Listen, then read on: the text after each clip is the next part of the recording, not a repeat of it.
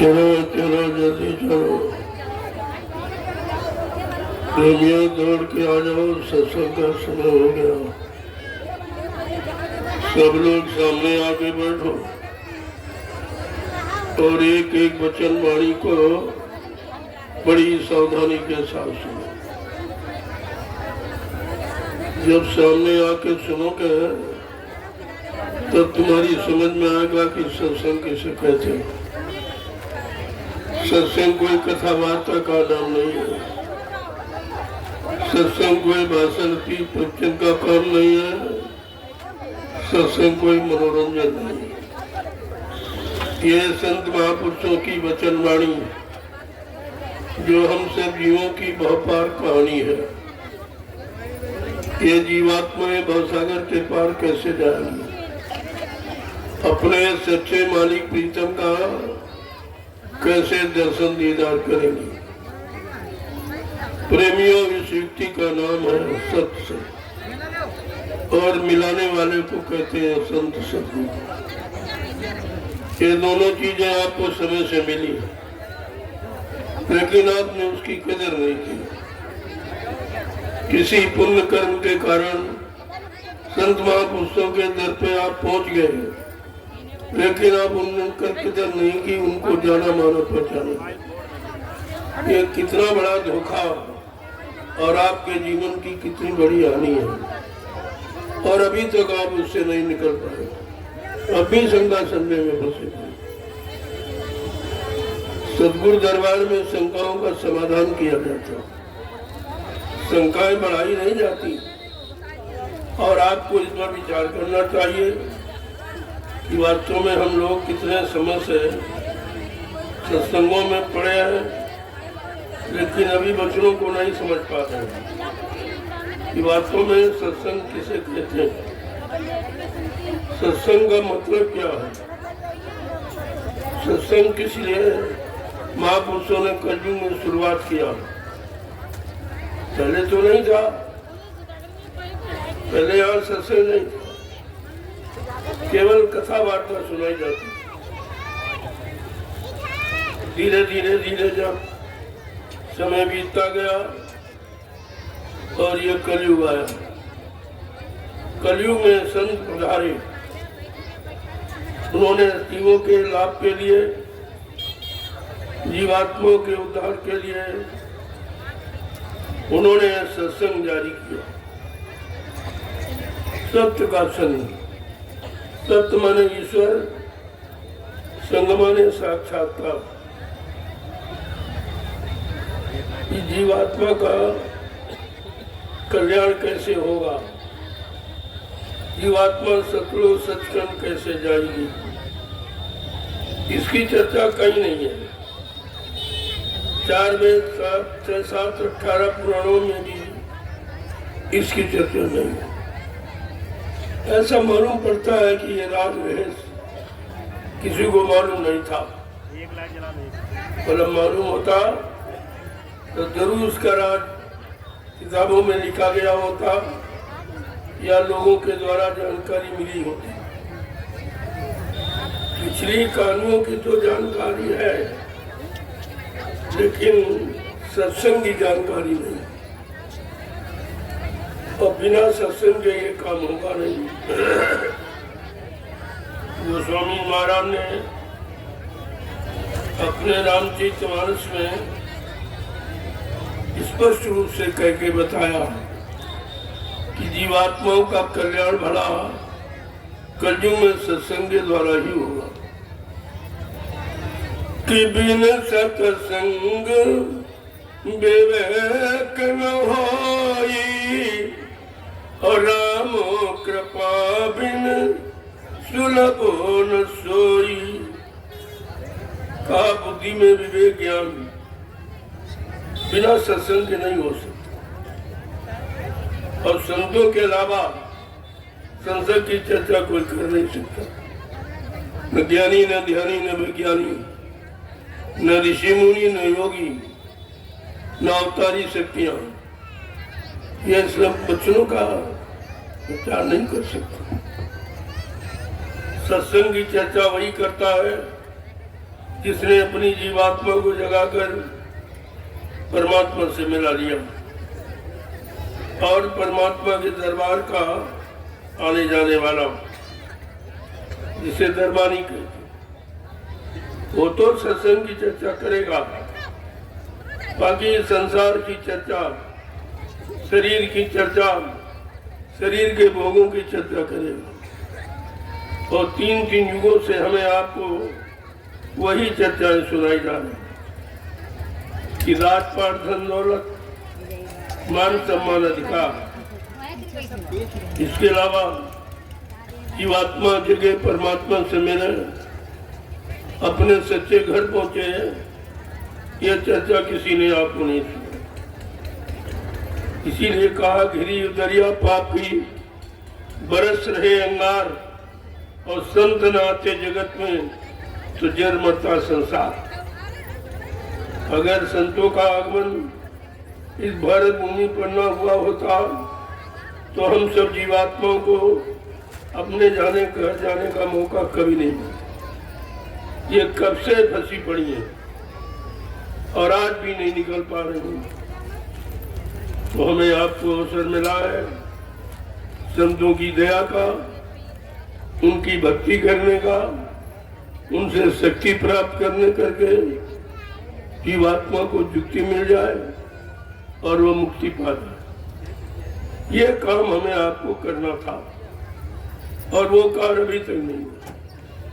3 युगों से हम यहाँ आते जाते रहे, इसी काल माया के कर्मों के जाल में फंसते रहे, लेकिन बिचारी जीवात्मा सुरतु अपने घर को नहीं जा पाई क्योंकि कोई ले जाने वाला नहीं था।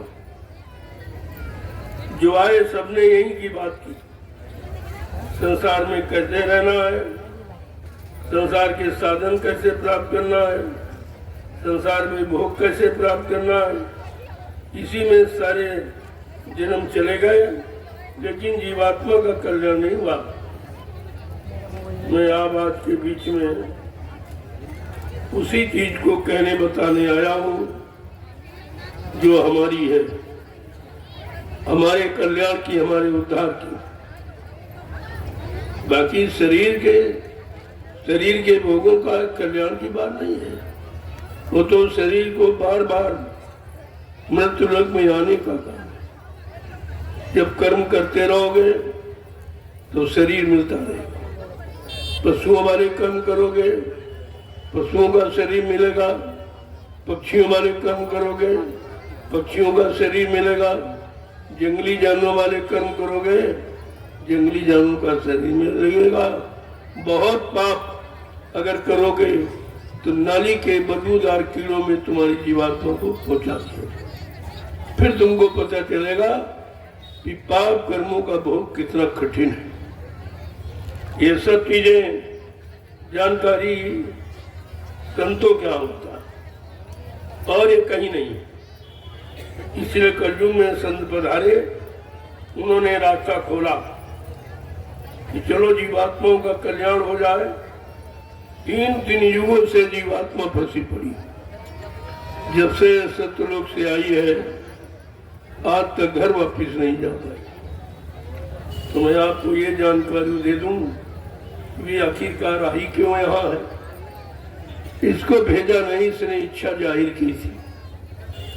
सतपुरुष से कहा एक बार नीचे के लोकों में भेज दीजिए, बड़ी इच्छा देखने की। यद्यपि सतपुरुष ने बहुतेरा समझाया, देख पागल मत बन, सबसे नीचे काल माया का देश है, वो बहुत ही खराब है। वो पापों से भरा है, अज्ञानता से भरा है, भोगों से लैस है। वहां जाने के बाद फिर तुम वापिस कभी नहीं आ सकोगी। लेकिन इतनी प्रेरणा जबरदस्त भर दी थी कि वो कहती नहीं नहीं, एक बार तो दया करी दी। देखो बगैर मालिक की सत्ता के पत्ता नहीं हिल सकता। उन्होंने ऐसी दया क्यों की कि जीवात्माओं को देखने की इच्छा थी, उनको अनुभव कराना था।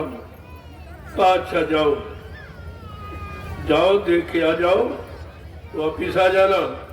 लेकिन एक बात का ध्यान रखना, जो मैं ये नाम और शब्द जो तुम्हें पकड़ा रहा हूं, किसी के बहकावे में, लोभ लालच में मत आना और इसको तुम छोड़ मत देना। अगर ये नाम डोर शब्द डोर छोड़ दी तो काल अपने चाल में फंसाकर तुम्हारी नाम डोर छीन लेगा, फिर तुम वापिस घर कभी नहीं आ सकते। ये समझा बुझा के, ऐसे नहीं कि बागी उठा फेंक दिया, समझा बुझा के नहीं। जब जीवात्मा सत्यलोक से चली और सतपुरुष ने उसको सत्यलोक के नीचे उतारा, तो सत्यलोक के नीचे तो कारण लोक, कारण सत्यलोक में तो जीवात्मा खचाखच भरी। वहां कोई शरीर नहीं है, वहां कोई पाप पुण्य नहीं है, वहां कोई कपड़ा नहीं है, सभी सब सुरते हैं, सभी रूह हैं।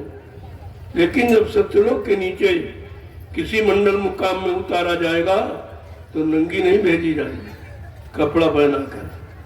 सत्यलोक के नीचे जब उतारा तो नंगा देखकर, कारण जब कारण लोक में आई तो कारण कपड़ा पहना दिया, जो है 5 तत्व का, शब्द स्पर्श रूप रसगंध, ये 5 तत्व का कपड़ा पहना दिया। सत्यलोक के, इसके कारण लोक के नीचे जब जीवात्मा को सतपुरुष ने उतारा तो कारण लोक के नीचे सूक्ष्म लोक है, जो 9 तत्वों का शब्द स्पर्श रूप रसगंध चतुर्संताकरण मन बुद्धि चित्त और अहंकार, ये कपड़ा पहना दिया। जब कारण सूक्ष्म लोक के नीचे सतपुरुष ने हम सब जीवात्माओं को उतारा तो सूक्ष्म लोक के नीचे है लिंग लोक। इसी को संतों ने मतलब यानी उन लिंग लोक, देवलोक का, ये देवलोक का इसको, ये है 17 तत्वों का, 10 इंद्रियां, चतुर्संताकरण मन बुद्धि चित्त और अहंकार, ये 10 तत्वों का कपड़ा पहना दिया। जब लिंग लोक के नीचे उतारा तो ये जिसमें हम आप बैठे हो ये मृत्यु लोक है, इसी को स्थूल लोक का संतों। जब स्थूल लोक में उतारा तो 5 तत्वों का कपड़ा पहना दिया, कौन कौन? जल, पृथ्वी, अग्नि, वायु, आकाश। ये 5 तत्वों का कपड़ा बना दिया। अब जीवात्मा पर कितने खोल हो गए? 4। कारण कपड़ा, सूक्ष्म कपड़ा, लिंग कपड़ा और स्थूल कपड़ा। जो 4 कपड़ों को उतारना जानता है वो नामदान देगा। तुम्हें मालूम नहीं नामदान देता कौन है? यही अभी तक नहीं पता, क्योंकि तुमने सत्संग नहीं सुना। जो 4 कपड़ों को खोलों से जीवात्मा को अलग करना जानता है वो नामदान देगा। ऐसे सब नहीं। सुना तो कोई सकता है लेकिन दे नहीं सकता। देने और सुनाने में फर्क है। जैसे हम आपको सुनाए रसगुल्ला मीठा होता, मुलायम होता, लाल होता, क्या सुन के आप संतुष्ट हो जाओगे? कुछ समय के बाद कहोगे अरे सुनाने उनाना कि कुछ खिलाना पिलाना भी। संतुष्टि तो पाने के बाद होती, लेकिन वो तो संतुष्टि मिली नहीं किसी को। इसलिए सुनाने वाले तो बहुत हो जाएंगे। अगर 10 साल के बच्चे ने बाबा जी से नाम ना सुना तो वो भी सुना देगा, लेकिन वो दे नहीं सकता। सुनाने वाला दे नहीं सकता। देने का मतलब जो तुम्हारी जीवात्मा को जगाए, परमात्मा से मिलाए और जघन्य अपराधों को माफ करा दे, वो देने वाला हो। इतना भी तुमको ज्ञान नहीं है कि देने वाला कौन है, सुनाने वाला कौन है। हमारा काम देने वाले से होगा कि सुनाने वाले से होगा, और आज तक तुम उसी से निकल नहीं पाए, क्योंकि तुमने सत्संग नहीं सुना, सत्संग वचनों को आपने धारण नहीं किया। जबकि गुरु ने 10 जुलाई 1952 से 2012 यानी 60 साल आपको सुनाया। इतना लंबा समय सुनाने, समझाने, चिताने, जगाने का सृष्टि में किसी ने नहीं किया। फिर भी आप भूल गए। फिर भी ऐसे मालिक को भूल गए जो तुम्हारे लिए जिसने 60 वर्ष मथुरा में खर्च किया। जगह जगह हिंदुस्तान में बड़े बड़े कार्यक्रम, सम्मेलन, अधिवेशन, 3 साकेत महायज्ञ किए। पहला साबरमती अयोध्या का, पहला अहमदाबाद का, साबरमती अहमदाबाद का, दूसरा अयोध्या का, तीसरा काशी बम्बोरी नगरी का। और कहा बच्चा अभी चौथा यज्ञ बाकी है जो सतयुग आगमन का। तो एक हुआ नहीं है। आप कहते चले गए बाबा, फिर ये करेगा कौन? ये कौन करेगा? इस पर कभी विचार किया क्या संत तुम्हारी झूठी होती है? तुमने अपने गुरु को झूठा बना दिया। झूठा बोलने वाला, नहीं मतलब दगेबाजी करने वाला, धोखा देने वाला, ये आपने गुरु को सिद्ध किया है। क्या इसकी सजा छोटी मोटी मिलेगी? अभी तो कितनी बार नरकों में जाना पड़ेगा। गुरु निंदा सुने जो काना, पाप लगे गौ घास समाना। जो गुरु की निंदा करता और सुनता है उसको गौ हत्या के बराबर पाप लगता। ये सब लिख के आपको बता दिया गया, लेकिन तुम्हारे अंदर कुछ नहीं, कोई भी वचन नहीं। सारे हिंदुस्तान में मैं 12 वर्ष से घूम रहा हूँ, बराबर जानकारी दे रहा हूँ कि इस तारीख को गुरु ने ये कहा, इस तारीख को ये कहा, इस तारीख में ये कहा। अभी तो कुछ भी नहीं हुआ। अभी काम की शुरुआत नहीं हुई और चेलों ने गुरु के जाने की शुरुआत कर दी। ये कितना बड़ा अपराध आपने किया है अपने गुरु का। तो इस पर आपको तो विचार करना चाहिए।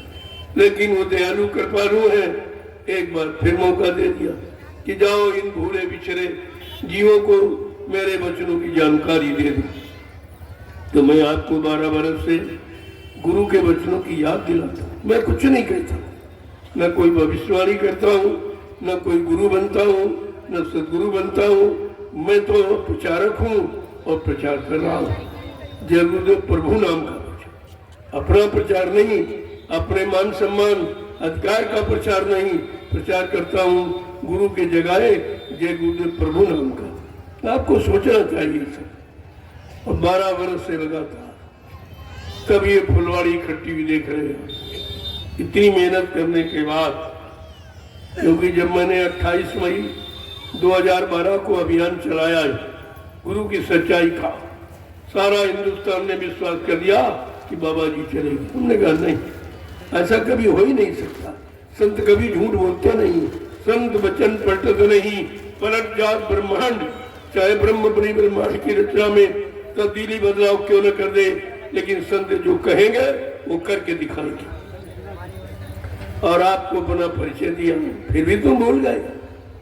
टाट बोरा पहने घूम रहे हो, कुछ ध्यान है, कुछ ज्ञान है, शब्दों की पहचान है, कुछ नहीं। क्या कहा था? हम आए वही देश से जहां तुम्हारा धाम, तुम सबको घर पहुंचाना एक हमारा काम। कहा इसके अलावा इस सृष्टि में मेरा कोई काम नहीं, केवल तुम्हारी जीवात्मा को जगाना और घर पहुंचाना। क्या तुम्हारी जीवात्मा पहुंच गई? जो कहते गुरु चला, गुरु ने वादा किया कि तुम्हारी जीवात्मा को घर पहुंचाऊंगा, और चेलों ने गुरु को पहले ही पहुंचा दिया। ये चेले हैं, इनकी देखिए, ऐसा तो कभी सृष्टि में नहीं। कभी भी गुरुओं के शिष्य हुए, राम भी शिष्य थे, कृष्ण भी शिष्य गुरु के, लेकिन गुरु के आदेश का पालन किया। जो कह दिया उसको सिरदर्द कर दिया, उसे पत्थर की लकीर समझी। आज उनका पूरे देश में नाम है, उनकी पूजा हो रही है केवल गुरु वचनों को मानने के कारण। और आपको तो सदगुरु मिले थे, आपकी तो वो पूजा होती जो रामकृष्ण की क्या थी, लेकिन कम से कम बात तो समझ लेते हैं। कुछ नहीं, कुछ भी नहीं समझा। तो ये सब क्या है? ये है काल का दौर। आपसे क्या कहा था? बकाल देश में आए हो, बड़ी होशियारी के साथ रहना, जरा सा चूक गए तो काल कर्मों के जाल में फंसा लेगा, फिर तुम निकल नहीं पाओगे। यही कहा था मेरे बच्चों को बुलाना मत। अगर कहीं भूल गए तो हमारी दुआ दया के भंडार से तुम करोड़ों को पीछे चले जाओ, और आप करोड़ों को पीछे हो। दया मिलेगी। दया कहाँ मिलती थी? मथुरा में। किसके द्वारा? गुरु के द्वारा। अब गुरु है मथुरा में। अरे इन लोगों ने तो कह दिया गुरु मर गया, तुम्हारा दया पाने का तो काम ही खत्म कर दिया, और फिर भी उन्हीं के पीछे दौड़ रहे। जिसने तुमको गुरु से अलग किया, गुरु की दया से अलग किया, उसी के पीछे घूम रहे हो। ये तुम्हारी कितनी बड़ी अज्ञानता है कि गुरु को भूल गया। तो आज मैं कुछ आपसे पूछने आया हूं और कुछ बताने भी आया। आप बाल बच्चेदार और परिवार वाले, सत्य बोलना, झूठ मत बोलना। आप जब मथुरा जाते थे तो गुरु का दर्शन करने जाते कि चेलों का? गुरु का। जोर से बोलो, गुरु का। ये सच्चाई को मत छिपाइए। गुरु का दर्शन करने कि चेलों का दर्शन करने? आप मथुरा जाते थे, गुरु की सुनने गए थे कि चेलों की सुनने गए थे? गुरु की। आज किसकी सुन रहे हैं? आज किसकी सुन रहे हो? बुद्धि दीजिए कि चेलों की सुन रहे हैं, चेलों की मान रहे हो। अब वो चेले जो गुरु के हैं नहीं, जिन्हें गुरु का इतना भ्रामक अपमान प्रचार, ये मर जाना शब्द किसके लिए प्रयोग होता है? अपने दुश्मन के लिए। क्या गुरु तुम्हारा दुश्मन है? तुमको ये कहने में शर्म नहीं लगी कि जिस गुरु ने तुमको नाम दान दिया, यानी तुम्हारी जीवात्मा को परमात्मा से मिलाने का वादा किया, और तुम्हारे पाप पर माफी करने के लिए तुमको सेवाएं दी, मौका दिया, और हमारे आप सबके लिए जिसने इतना महान कष्ट उठाया वह इमरजेंसी। 21 महीना बेड़ी हथकड़ी पहन कर चोरों की तरह, डकैतों की तरह, किसके लिए? हमारे आप को पर कष्ट न आवे, हमें आपको मुलजिम न बनाया जाए, हमें आपको दुख तकलीफ में न डाला जाए।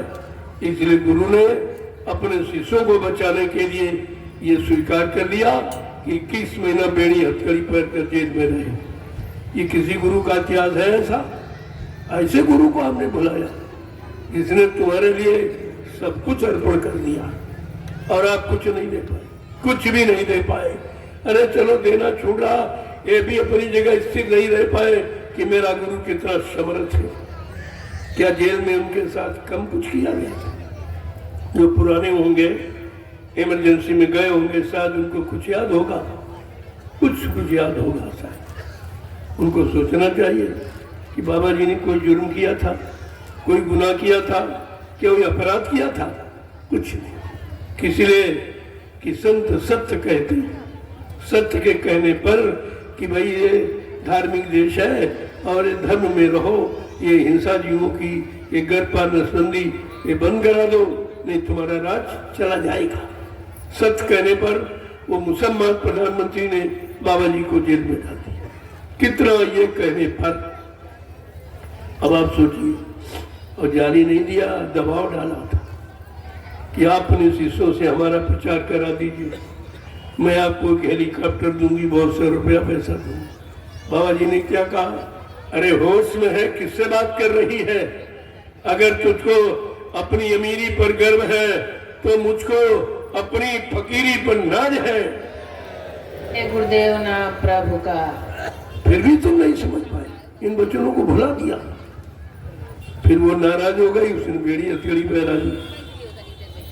तो बाबा जी ने कहा, अरे भाई, इस शरीर को तू कहीं भी डाल दे, लेकिन इसमें इस शरीर को चलाने वाली चेतन जीवात्मा तो मेरी है, उसको मैं कहीं निकाल के ले जाऊंगा। और कहा, देख, तूने किया तो है ये जुर्म, जो हमसे टकराएगा वो चूर चूर हो जाएगा। ऐसा सत्य कहने पर उस मुसलमान प्रधानमंत्री ने बाबा जी को कटघरे में बंद कर दिया। और कटघरा यानी मतलब पूरे उत्तर प्रदेश की जिला जेलों में घुमाया गया 6 महीने के लिए कि इनको खाना पानी नहीं मिलेगा, बाबा मर जाएंगे। ये सब किया गया किसके? तुम्हारे लिए, और तुमने भी वही किया। उन्होंने तो नहीं मार पाया, अन्न पानी नहीं खाया, फिर भी नहीं मार पाया, लेकिन तुमने जरूर मरने का प्रचार कर दिया कि बाबा जी मर गए, चले गए। ये तुमने किया क्या है? क्या तुम्हारा अपराध छोटा मोटा है? और अभी तुम्हारी समझ में 12 वर्ष से यही याद दिला रहा हूं, अब भी जागो, चेतो, होश में आ जाओ। किसके लिए क्या कह रहे हो ये कहना तुम्हारे लिए मुनासिब है, लेकिन वही बात है, बिना विनाश काले विपरीत बुद्धि। जब जिनका विनाश होने को होता है, स्वार्थ का पाप का घड़ा भर जाता है, तो प्रेमियों फूटता जरूर। उनकी समझ में सत्य बात नहीं आती, क्योंकि वो विनाश की कगार पर है। और आज यही आपके सामने जिन जिन लोगों ने प्रचार किया कि बाबा जी शरीर छोड़ के चले गए, मैंने उसी समय कहा था, जिन्होंने ये प्रचार किया है, तुम देखते जाइए, तुम्हारे नजरों के आगे ये धीरे धीरे सब समाप्त हो जाएगी। और सब मर गए, सब मर गए, बड़ी मुबाहित मर गए। ऐसी मौत तो दुष्टों पापियों की नहीं होती है जैसी इनकी हुई, क्योंकि गुरु से कपट, संगत से चोरी, की हुए निर्धन, की हुए कोढ़ी, ये सिद्धांत है, कानून है ये। और इसमें तुम सब लोग फंसे पड़े, सबके सब। प्रेमियों का धर्म गुरु से छिपा, गुरु से चोरी, ये सब आपके लिए मुनासिब है क्या? किसी सत्संग संदेश में आपको आदेश दिया गया था? आदेश तो ये दिया गया था कि अगर तुम सत्संगी हो तो सत्संग में आना और प्रेमियों को लेके आना। लेकिन ये क्या करते हैं, एक तो आते नहीं, दूसरा प्रचार कर रहे, वहां मत जाना। उनके सत्संग भी संसों कोई हमारा सत्संग तो गुरु का वचन, तो गुरु के किसी प्रेमी के मुंह से हो, आपको सुनना चाहिए। आपको व्यक्ति से मतलब नहीं है, आपको गुरु वचनों से मतलब है। लेकिन वो भी तुम्हारे दिमाग से बात उतर गई। अरे भाई, जब उन्होंने कहा कि मतलब किसी पर देवता, किसी पर भूत बैठा के हम तो तुम्हारा काम करेंगे, तुम अपने काम का निशाना रखना, फिर भी आप भूल गए, आपकी समझ में कुछ भी नहीं आया। कहने का मतलब ये है, अब ये तुम्हारा काम कौन करेगा? तो मैं याद दिला रहा हूं, जब से आपने शुरुआत की, जब मथुरा जाते थे तो गुरु भक्ति करने गए थे कि चेला भक्ति करने? सोच समझ के उत्तर देना। गुरु भक्ति करने गए थे कि चेला भक्ति करने गए? और ये सब चेला भक्ति कर, गुरु तो कर दिया, मर गया, चेला भक्ति में लग गया। क्या चेला पार करेगा? अरे गुरु पार करता कि चेला पार करता? गोस्वामी महाराज ने रामचरितमानस में क्या लिखा कि गुरु बिन भवनिधि तरह न कोई, जो बिरंची शंकर समूह होई। कहा ब्रह्मा विष्णु महादेव के समान कोई धनवान बलवान बुद्धिमान कीर्तिमान यशमान क्यों न बन जाए, लेकिन ये भवसागर बगैर सदगुरु के कोई पार नहीं जा सकता। और आपको कह दिया सदगुरु मर गया, तुम कैसे पार जाओगे? तुम्हारा पार जाने का रास्ता ही खत्म कर दिया और उन्हीं के पीछे दौड़ रहे हो जिसने इतना बड़ा परमार्थ बिगाड़ा है, इतना बड़ा तुम्हारे सौभाग्य में आग लगाई है, उन्हीं के पीछे दौड़ रहे हो। तुमको न उनको शर्म आती न तुमको। चलो वो तो इसीलिए कह रहे हैं जी कि जैसे जब बेटा खत्म हो जाएगा तभी बाप की संपत्ति पाएगा। इन्होंने सोचा प्रचार कर दो कि बाबा जी चले गए तो मथुरा का सा हमारा जीवन को मिल जाएगा, बस सिर्फ इसके लिए ही। इनको ये नहीं मालूम कि मथुरा की प्रॉपर्टी के मालिक हकदार 45 करोड़ है, एक नहीं है, 45 करोड़। ये किसी की नहीं है, ये संगत की है, गुरु की है, तुम सत्संगियों की है, तुम्हारी है। तुम्हारी चीज पर कोई अकेला कब्जा कर रहा हो और तुम उसका विरोध करोगे कि सहयोग करोगे, इतनी भी बुद्धि तुम्हारे में नहीं है। क्या? और ऐसा व्यक्ति जो कभी सत्संगी नहीं रहा, केवल ड्राइवर, वो भी 2.5-3 साल गाड़ी चलाई मत, न सत्संगी है, न शाकाहारी है, न गुरु का शिष्य है, न नामदानी है, न संस्था का मेंबर है, कुछ भी नहीं है, कुछ भी। और आपने ये क्या किया? अरे तुम अगर बूढ़े हो जाओ तो घर का मालिक किसको बनाओगे? जो सबसे योग्य होगा, जो तुम्हारी संपत्ति को बरकरार रखे या बढ़ा सके, आप उसी को बनाओगे उत्तराधिकारी, मालिक। लेकिन तुमने क्या किया? ये टाट बोरा पहनने वाले, तुमको शर्म नहीं आती?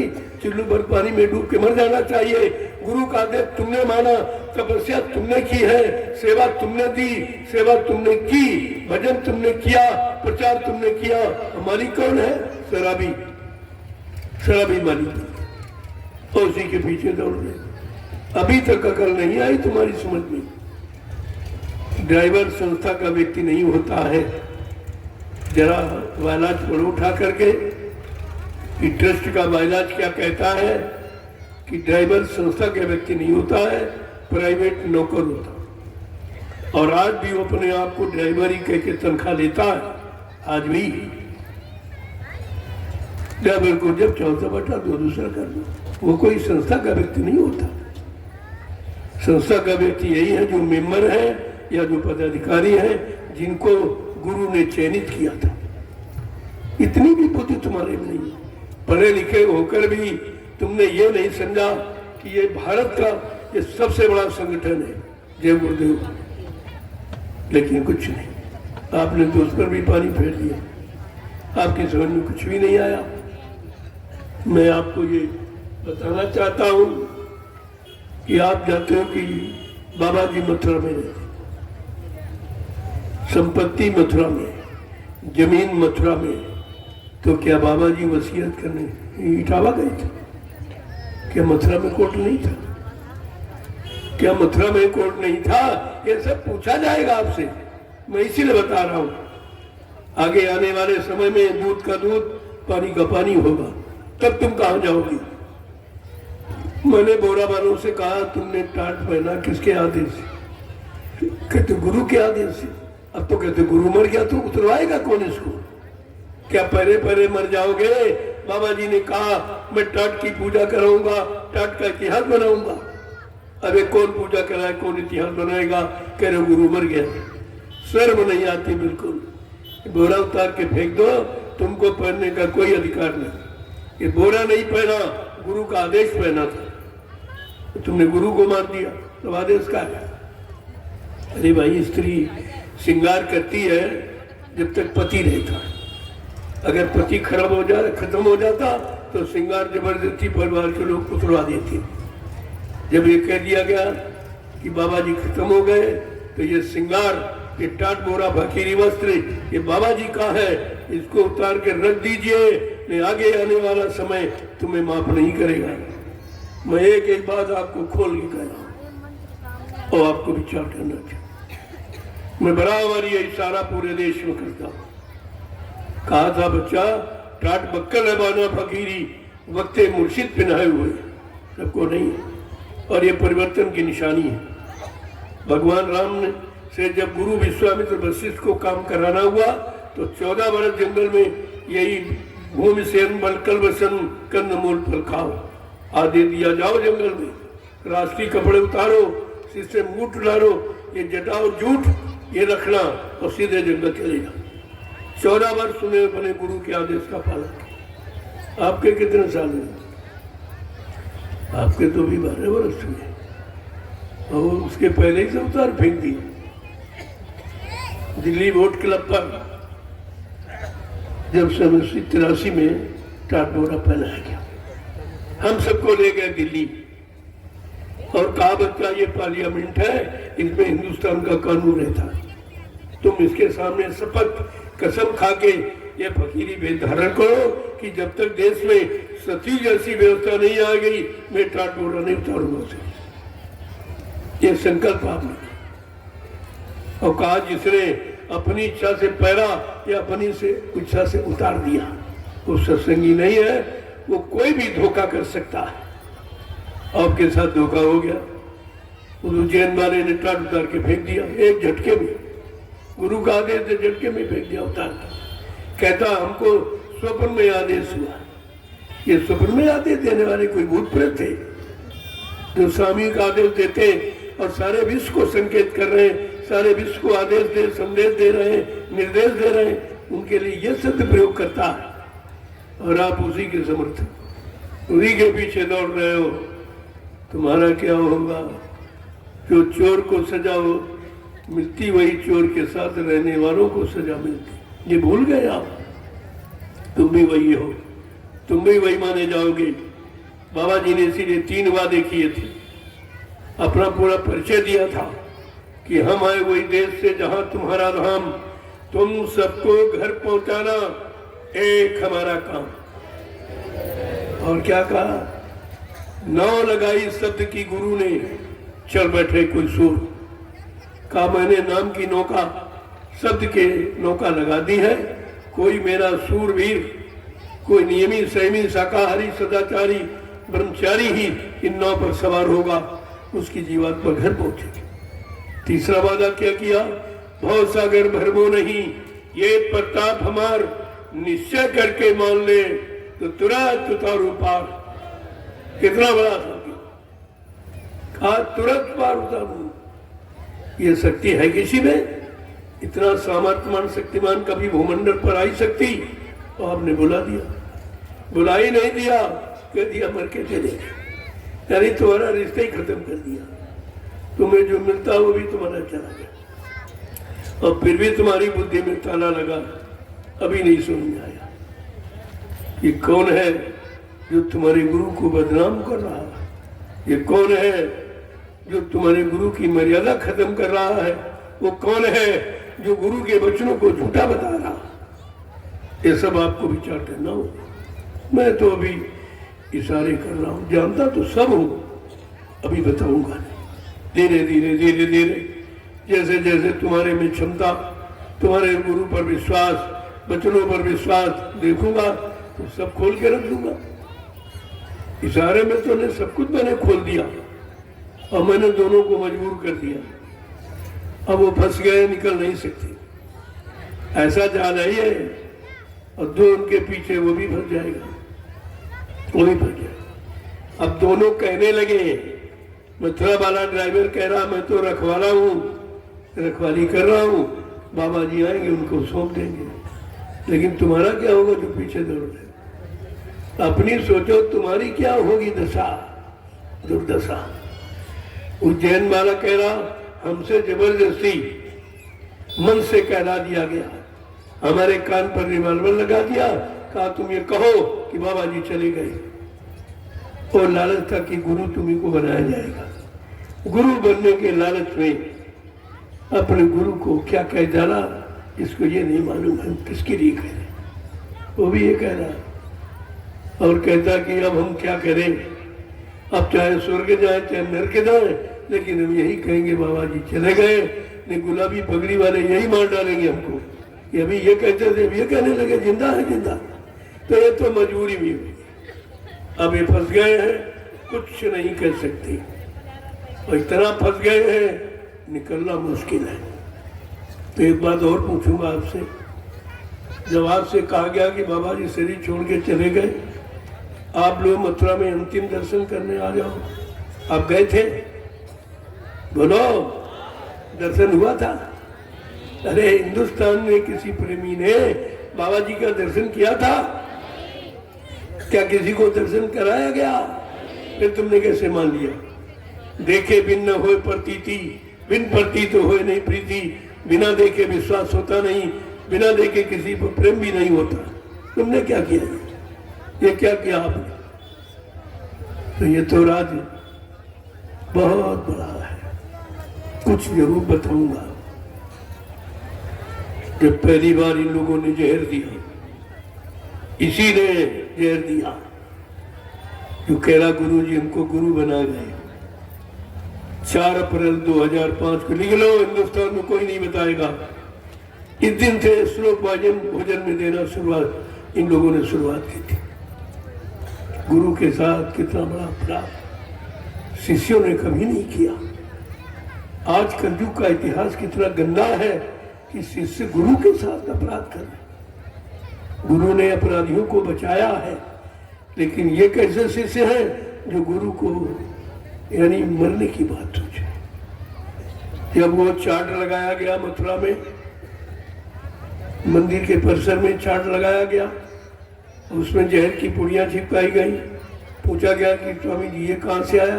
कहा बच्चा सब मेरे शरीर से निकला है। कहा किसने दिया? कहा इन्हीं लोगों ने दिया। फिर भी नहीं समझे आप ये कौन है? जहर देने वाला दुश्मन होता कि मित्र होता है? आपकी समझ में कुछ नहीं आया। जब ये चाल फेल हो गए कि बाबा जी मरे नहीं, इतना जहर दिया गया, लेकिन ये नहीं समझ पाए जिसका जहर कुछ नहीं कर सकता, क्या वो इंसान है कि भगवान का भगवान है? नहीं समझ पाए। फिर ये दूसरी चाल 7 मई को लिख लीजिए आप। कोई नहीं बताएगा हिंदुस्तान में, ये चोर कभी अपनी चोरी नहीं बताता। इन्होंने कहा बाबा जी आपकी तबीयत खराब, आप बीमार हैं, आपको हॉस्पिटल की आवश्यकता है। इन लोगों ने मेदांता में 1 करोड़ में सौदा किया था बाबा जी का। 1 करोड़ कि 1 करोड़ रुपए देंगे या तो बाबा जी को जहर दे के मार दो, या वो जो विदेशी डॉक्टर आते हैं हवाई जहाज से ले जाए, अपने देश से मार के फेंकवा दें। ये योजना देखिए पहले। ये है भक्तों की योजना। इनको भक्त मानोगे? इनको शिष्य मानोगे? इनको मतलब यानी मुरीद फॉलोवर मानेंगे आप? अब ये चाल चली, जबरदस्ती ले गए। जैसे मेदांता पहुंचते हैं, गाड़ी खोली गई, बाबा जी नदारत, कुछ अंतर ध्यान। फिर भी नहीं ये कह पाए अरे भाई महापुरुष से अंतर ध्यान हो गए, क्या कोई तुमको फांसी दे देता? लेकिन कहोगे कैसे? विनाश काले विपरीत बुद्धि, तुम्हारा तो विनाश होना है, पाप का गला तुमने भर डाला है। फिर भी तैयारी करने लगी। 6 लाख में पुतला बनवाया वेदांता में, 1 सप्ताह। उसी पुतले को लाके मथुरा में रखा। इसीलिए आपको दिखाया नहीं। शरीर होता तो दिखा दे, तो उसमें क्या दिक्कत थी, लेकिन शरीर तो है नहीं, दिखाएंगे क्या? तो जब ले गए तो पुतले को सबसे पहले कमरे में बंद कर दिया, ताला लगा दिया। प्रेमियों ने मांग की अरे भाई दिखाएगा? हाँ दिखाया जाएगा, रुको रुको। जब जान गए कि ज्यादा लोग कहने लगे तो इन्होंने एक ताबूत पर एक शीशे का बक्सा बनाया था, तो वो खुदा ना करता 3.5 फुट का था। अब ये भूल गए कि बाबा जी की लंबाई, जब इमरजेंसी में जेल गए तब लंबाई 5 फुट 5.5 इंच थी, और वो ताबूत 3 फुट का।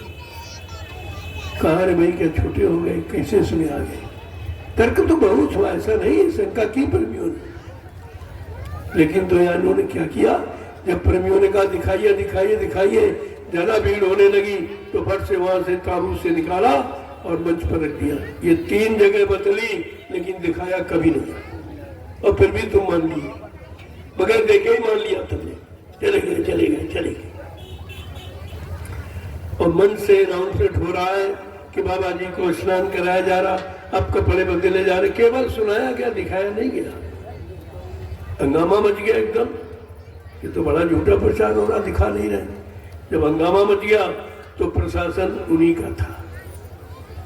प्रशासन ने लाठीचार्ज करा दिया भीड़ को तितिर बितिर करने की। जो बात उठी थी वो दब गई। इनको मौका मिल गया, जो 2.5 घंटे का समय लिया था कि 2.5 घंटे में इनके दाह संस्कार किया जाएगा, उसको 1 घंटे में ही ले गए। और वो अगर शरीर होता तो संस्कार होता, उसको रखा और चंदन को जला दिया। जब ये कहा गया भाई अभी तो सच्चाई कुछ नहीं मिली है, जला भी दिया, सच्चाई नहीं मिली, न दर्शन हुआ, तब कहा इसकी राख का टेस्ट कराओ, पता चल जाएगा ये मनुष्य की राख है कि लकड़ी की। जब टेस्ट करा गया तो डॉक्टर ने कहा भाई तो चंदन की लकड़ी की राख है, मनुष्य की राख नहीं। फिर उन्होंने करोड़ों रुपए भरे। अब देखिए, झूठ को छिपाने के लिए संगत के सत्संगी प्रेमियों की गाड़ी कमाई को, यानी गुरु के झूठे उसमें खर्च किया जा रहा। आपकी सेवा कहाँ जा रही, अब भी कहाँ जा रही, अब भी होश में नहीं हो। सेवा का मतलब कहीं अच्छी जगह लगे, गुरु के इशारे पर, आदेश पर लगे या संगत के लिए लगे, तब तो सेवा देना ठीक है। अगर अपने कार्य में कोई लगा रहा है तो वो तो पापी होगा ही, और तुम्हारा धन जहां लगा देगा तुम भी उस पाप के भागीदार बनोगे। इसलिए सेवा दो, आँख खोल के दो। देखो हमारी सेवा लग कहाँ रही, मैंने तो कभी मांगी नहीं, न पहले न आज, कभी नहीं मांगी। जो प्रेमियों ने दी है, आपकी एक गाड़ी कमाई को मैंने नैमिषारण्य में लगा दिया। देख के आइए आप कि तुम्हारी एक पाई लगी हुई। अब कहते हो नैमिषारण्य में क्यों लगाया, वो आदेश था। 1997 में जो लोग गए होंगे गुरु पूर्णिमा के कार्यक्रम में नैमिषारण्य, वो 11 दिन का कार्यक्रम था। बाबा जी ने अंतिम दिन क्या कहा था कि बच्चा ये 88,000 ऋषियों की तपोभूमि है, यहीं से सतयुग के अंकुरन निकलेंगे। मैंने उसी आदेश का पालन करके नैमिषारण्य का चुनाव किया है, और वहीं पर आपकी एक पाई लगा रहा हूं। जो आप दे, मैं तो मांगता नहीं, मुझे नहीं चाहिए, मुझे तुम्हारी जरूरत है। दुनिया में लोगों को तुम्हारे धन, सामान और सम्मान की जरूरत है। प्रेमियों, हमको तो तुम्हारी जरूरत है, हमें तुम्हारी जरूरत, क्योंकि परिवर्तन इंसानों से होगा। रुपए पैसे धन दौलत से परिवर्तन नहीं होगा, इंसानों से। हमें शाकाहारी सदाचारी ब्रह्मचारी चाहिए, जो देश दुनिया का परिवर्तन करे, सबको खुशहाल बनाए, अपना पाक से अपनी मन पवित्र हो जावे। हमें तो उसकी जरूरत है और मैं उसी का प्रचार करता हूँ। मैं इधर उधर कोई बात नहीं करता, हमको उसकी जरूरत नहीं, हमको उसकी आवश्यकता नहीं है। बड़े सीधे साधे शब्दों में समझ लीजिए, हमको तुम्हारी जरूरत है, हमको अपने परिवार की जरूरत है। हम दूसरों की बात क्यों कहें, क्यों किसी की निंदा आलोचना बुराई करें। हमारा परिवार बिखर गया है, मैं अपने परिवार को संगठित कर रहा हूँ। कई बार मीडिया पत्रा ने पूछा कि आपका लक्ष्य क्या है। हमारा उद्देश्य परिवार को इकट्ठा करना। हमारा परिवार बिखर गया, धीरे धीरे धीरे धीरे मैं परिवार को संगठित कर रहा हूँ, मेरा और कोई काम नहीं। और जब मैं निकला था 28 मई 2012 को, मेरे साथ एक भी व्यक्ति नहीं था, मैं सिर्फ अकेला था, और मैंने अभियान जारी कर दिया। गुरु की सत्यता का अभियान हिंदुस्तान में जारी कर दिया। मेरे उस अभियान का आधार क्या था, गुरु उसी शरीर में जीवित थे, ये आधार हमारा है। जो कहते गुरु चले गए, ये दुर्भाग्य तुम्हारा है। मेरा आधार आज भी वही और रहेगा, जब तक बात सिद्ध नहीं हो जाएगी तब तक। बाबा जी ने क्या कहा था, कहा बच्चा कुछ दिनों के लिए मैं तुम्हारे से दूर चला जाऊंगा, इतनी जल्दी तुम हमें नहीं पा सकोगे। मैं समय पर आकर अपने समस्त वादों को पूरा करके दिखाऊंगा, लेकिन तुम मेरा इंतजार भजन करके कहते रहना। क्या इन बोरो वालों ने भजन करके इंतजार किया? ये भी इधर उधर उधर चले गए, टाट बोरा पहने घूम रहे, शर्म नहीं आती है कि घर के द्वारे जाके गरबंदा झुका, फरकाए की मालिक तेरे नाम पर, भूल गया। अगर दूसरे दरवाजे ये फकीरी भेष पहन करके सीधा प्रणाम करते हुए जाते हो तो गुरु की मर्यादा का उल्लंघन है, ये गुरु का अपमान है। और तुम तो चेलों के आगे झुके जाके, चेलों के आगे, और वो चोले जो गुरु के अपराधी है, आप पर भी अपराध लगा हुआ, इसलिए वही बोरा उतार के रख दीजिए, तुम्हारे रस का नहीं है। कहा बच्चा मैंने तपस्या के लिए बोरा पहनाया, तपस्या की है, भगोड़ो तपस्या किया कि भागते रहे हो, अब भी भाग रहे हो, कोई इधर कोई उधर कोई उधर कोई उधर, इनका कोई ठिकाना नहीं, कब कहाँ बदल जाए, कब किधर चले जाए, इन पर विश्वास मत करना, कभी भी विश्वास मत। मैं तो करते नहीं हूँ, मैं अपनी बात मैं नहीं करता। तो आपको ये सब जानकारी रखनी चाहिए थी। हमको तो टाट पहनने वालों पर बड़ा दर्द होता है, इनको शर्म नहीं आती, टाट किसने पहनाया और किसके आदेश पे जा रहे हो, किसका आदेश मान रहे हो। आदेश बाबा जी ने दिया और ये भी कहा मैं टाट की पूजा कराऊंगा, टाट का इतिहास बनाऊंगा, तो कहाँ कब को नहीं, तुम तो कहते मर गए, तो इतिहास कौन बनाएगा, क्या मरने वाला इतिहास बनाएगा।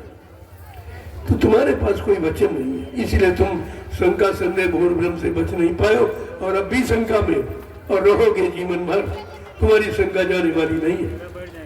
यही शंका रावण में घुस गई, उतने तुम विद्वान भी नहीं हो, धनवान नहीं हो, बुद्धिमान नहीं हो, उसके अंदर शंका किस बात की थी, समय के जगाए नाम के बारे।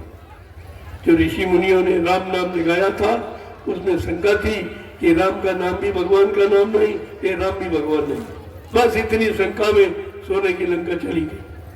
तुमने अपने सदगुरु में शंका की, सदगुरु की दया चली गई।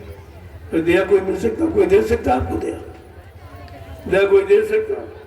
बाबा जी ने कहा था महात्मा जी जगह को छोड़ देते हैं, बच्चा उस जगह पर जाने से कोई लाभ नहीं मिलेगा। लाभ मथुरा में नहीं है, लाभ है गुरु के शरण में, गुरु की दया में, गुरु के चरणों में लाभ था। इन लोगों ने तो सिद्ध कर दिया, बाबा जी मर गए, अब ये दया कौन देगा, कौन दया देगा, कौन ये लाभ देगा आपको।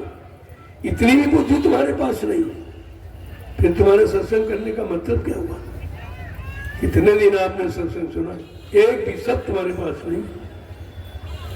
ये भी नहीं मालूम है कि ये भवसागर से गुरु लेजन पार करेगा कि चेला पार कर देगा। चेला पार कर दे तो गुरु आने की जरूरत ही क्या थी। जरा वचनों को सुन लीजिए, एक बार आपकी शंकाओं का समाधान हो जाए। मैं इसीलिए आपके बीच में आया हूँ कि आपको जानकारी दे दूँ। आगे का समय बड़ा खराब है, आप ये न कह सकें कि हमको किसी ने बताया नहीं था। मुसलमानों की तरह मैं ये कहने नहीं दूंगा कि हाय उसे नम्र हो। आप मौजूद हो, आपकी मौजूदगी में गुरु की मौजूदगी का प्रश्न बता रहा हूँ। ये शक्ति कहीं जाने वाली नहीं, क्योंकि बाबा जी के वादों को फिर से याद करो। कहा था बच्चा मैं परिवर्तन करने आया हूँ, परिवर्तन करके ही जाऊंगा। जय गुरुदेव। कोई भी माई का लाल हमें इस परिवर्तन से न रोक सकता है, न मेरा काम कोई कर सकता है। फिर भी आप नहीं समझ पाए कितना बड़ा चैलेंज है कि मेरा काम परिवर्तन का कोई कर भी नहीं सकता और हमको कोई रोक नहीं सकता। ये कितनी बड़ी शक्ति का परिचय। कुछ नहीं, कुछ नहीं। चलो बाबा जी की बात भूल गए, संत रविदास की बात याद कर लो। उन्होंने ज्ञान पोथी में क्या लिखा। मीराबाई के गुरु थे, सैकड़ों साल पहले आए और आज की बात सिद्ध हो रही। इनको कहते महात्मा त्रिकालदर्शी होते। उन्होंने कहा है कि भारत में अवतारी होगा जो अति विस्मयकारी होगा, ज्ञानी और विज्ञानी होगा, वो अद्भुत सेनानी होगा। ऐसा सेनानी तीर तमंचा भाला बर्ची बम नहीं फेंकेगा, अपनी वैचारिक क्रांति के द्वारा देश दुनिया में परिवर्तन करके दिखा देगा। और क्या कहा रविदास जी ने, कहा वो शक्ति अनोखी होगी, अद्वितीय है, विलक्षण है, ऐसा सृष्टि में कभी आया ही नहीं। वो एक अचानक ऐसे काम करेगी जो कोई कर नहीं पाया, कि जीते जी कई बार मरेगा, छंदम भेष में वो विचरेगा, देश बचाने के लिए होगा एक आवाहन, युग परिवर्तन के लिए चले प्रबल तूफान, तीनों ओर से होगा हमला, देश के अंदर दोहरी घपला, सभी तरफ कोहराम मचेगा, कैसे हिंदुस्तान बचेगा। प्रेम आज हिंदुस्तान देश को बचाने की, और उन्होंने एक बड़ी सख्त बात कही। महात्मा तो सत्य बोलते हैं, वो डरते बढ़ते नहीं किसी से। क्या कहा? जिसने भारत माँ सताई, जिसने इसकी करी लुटाई, उनका नाम खोला है। आगे भविष्य में वो पकड़े जाएंगे। कौन कौन? नेता, मंत्री और अधिकारी, इनको जान बचाना होगा भारी। ये छोड़ सब मैदान भागेंगे, अपने अपने घरों में छिपेंगे, लेकिन वो महापुरुष क्या करेगा? ढूंढ ढूंढ कर बदला लेगा, सब हिसाब चुकता कर देगा, कोई नहीं बचेगा। प्रधान यानी गांव प्रधान से लेकर राष्ट्रपति तक एक एक चोरी सबकी खुलेगी। ये सतयुग आने की आवाज, ये दूरदर्शी कार्य करेगी और कोई नहीं करेगा, किसी के बस का नहीं। 72 साल की राजनीति आपने देखी, कुछ हुआ है? चुनाव करने के सिवा कोई काम हुआ है? चुनाव पर चुनाव, चुनाव पर चुनाव, सारा देश चुन गया, और किसी ने आपको आज तक ये नहीं बताया कि चुनाव का खर्चा कितना, कितना महंगा चुनाव और काम कुछ नहीं। मैं बताऊंगा आपको, 70 अरब रुपए एक पंचवर्षीय चुनाव का खर्चा। अब 14 पंचवर्षीय जोड़ लीजिए, कितना खराब होगा धन, और कुछ नहीं, कुछ भी नहीं हुआ। जो ईश्वर को साक्षी करके, भगवान को साक्षी करके झूठ बोल रहा है, तो वो इंसान को क्या समझेगा? तो भगवान को कुछ नहीं समझते। झूठ बोल रहे हैं कि मैं ईश्वर को साक्षी करके ये करूंगा, ये करूंगा, ये करूंगा, ये तो उनकी भाषा बन गई है। चलो एक बार गलती, 2 बार, 3 बार मौका दिया गया, ऐसा व्यक्ति कभी बचेगा नहीं। इसको तो कोई बचा ही नहीं सकता कि 3 बार तुमको मौका दिया गया और तुमने कुछ भी नहीं किया। तुमको चुना गया, लेकिन तुमने जनता के हित का कोई काम नहीं चुना होता। चुनाव का मतलब यही होता कि जनता के हित के काम चुनो, योजना चुनो, व्यवस्था बनाओ, इसीलिए होता चुनाव। कुछ नहीं हुआ, और तुम दोषी तुम हो, क्योंकि तुम मतदान देते हो। पहले तो राजा के पेट से राजा पैदा होता था, जो राजा का बेटा उसी को राजा बना दिया जाता, तो सारा अपराध उसी पर रहता था।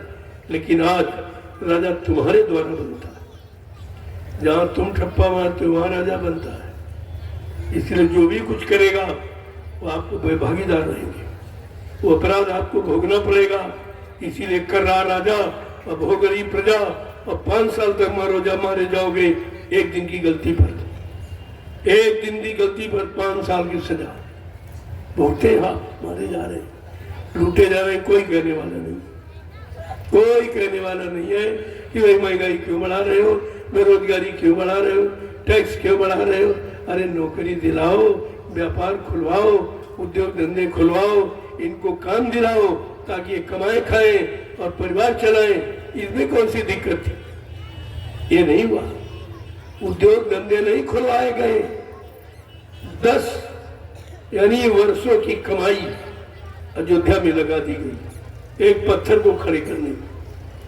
भाई पत्थर क्या करेगा? कौन सा काम करेगा? कौन सा संदेश देगा?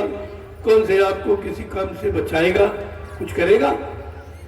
ये है, ये हो रहा।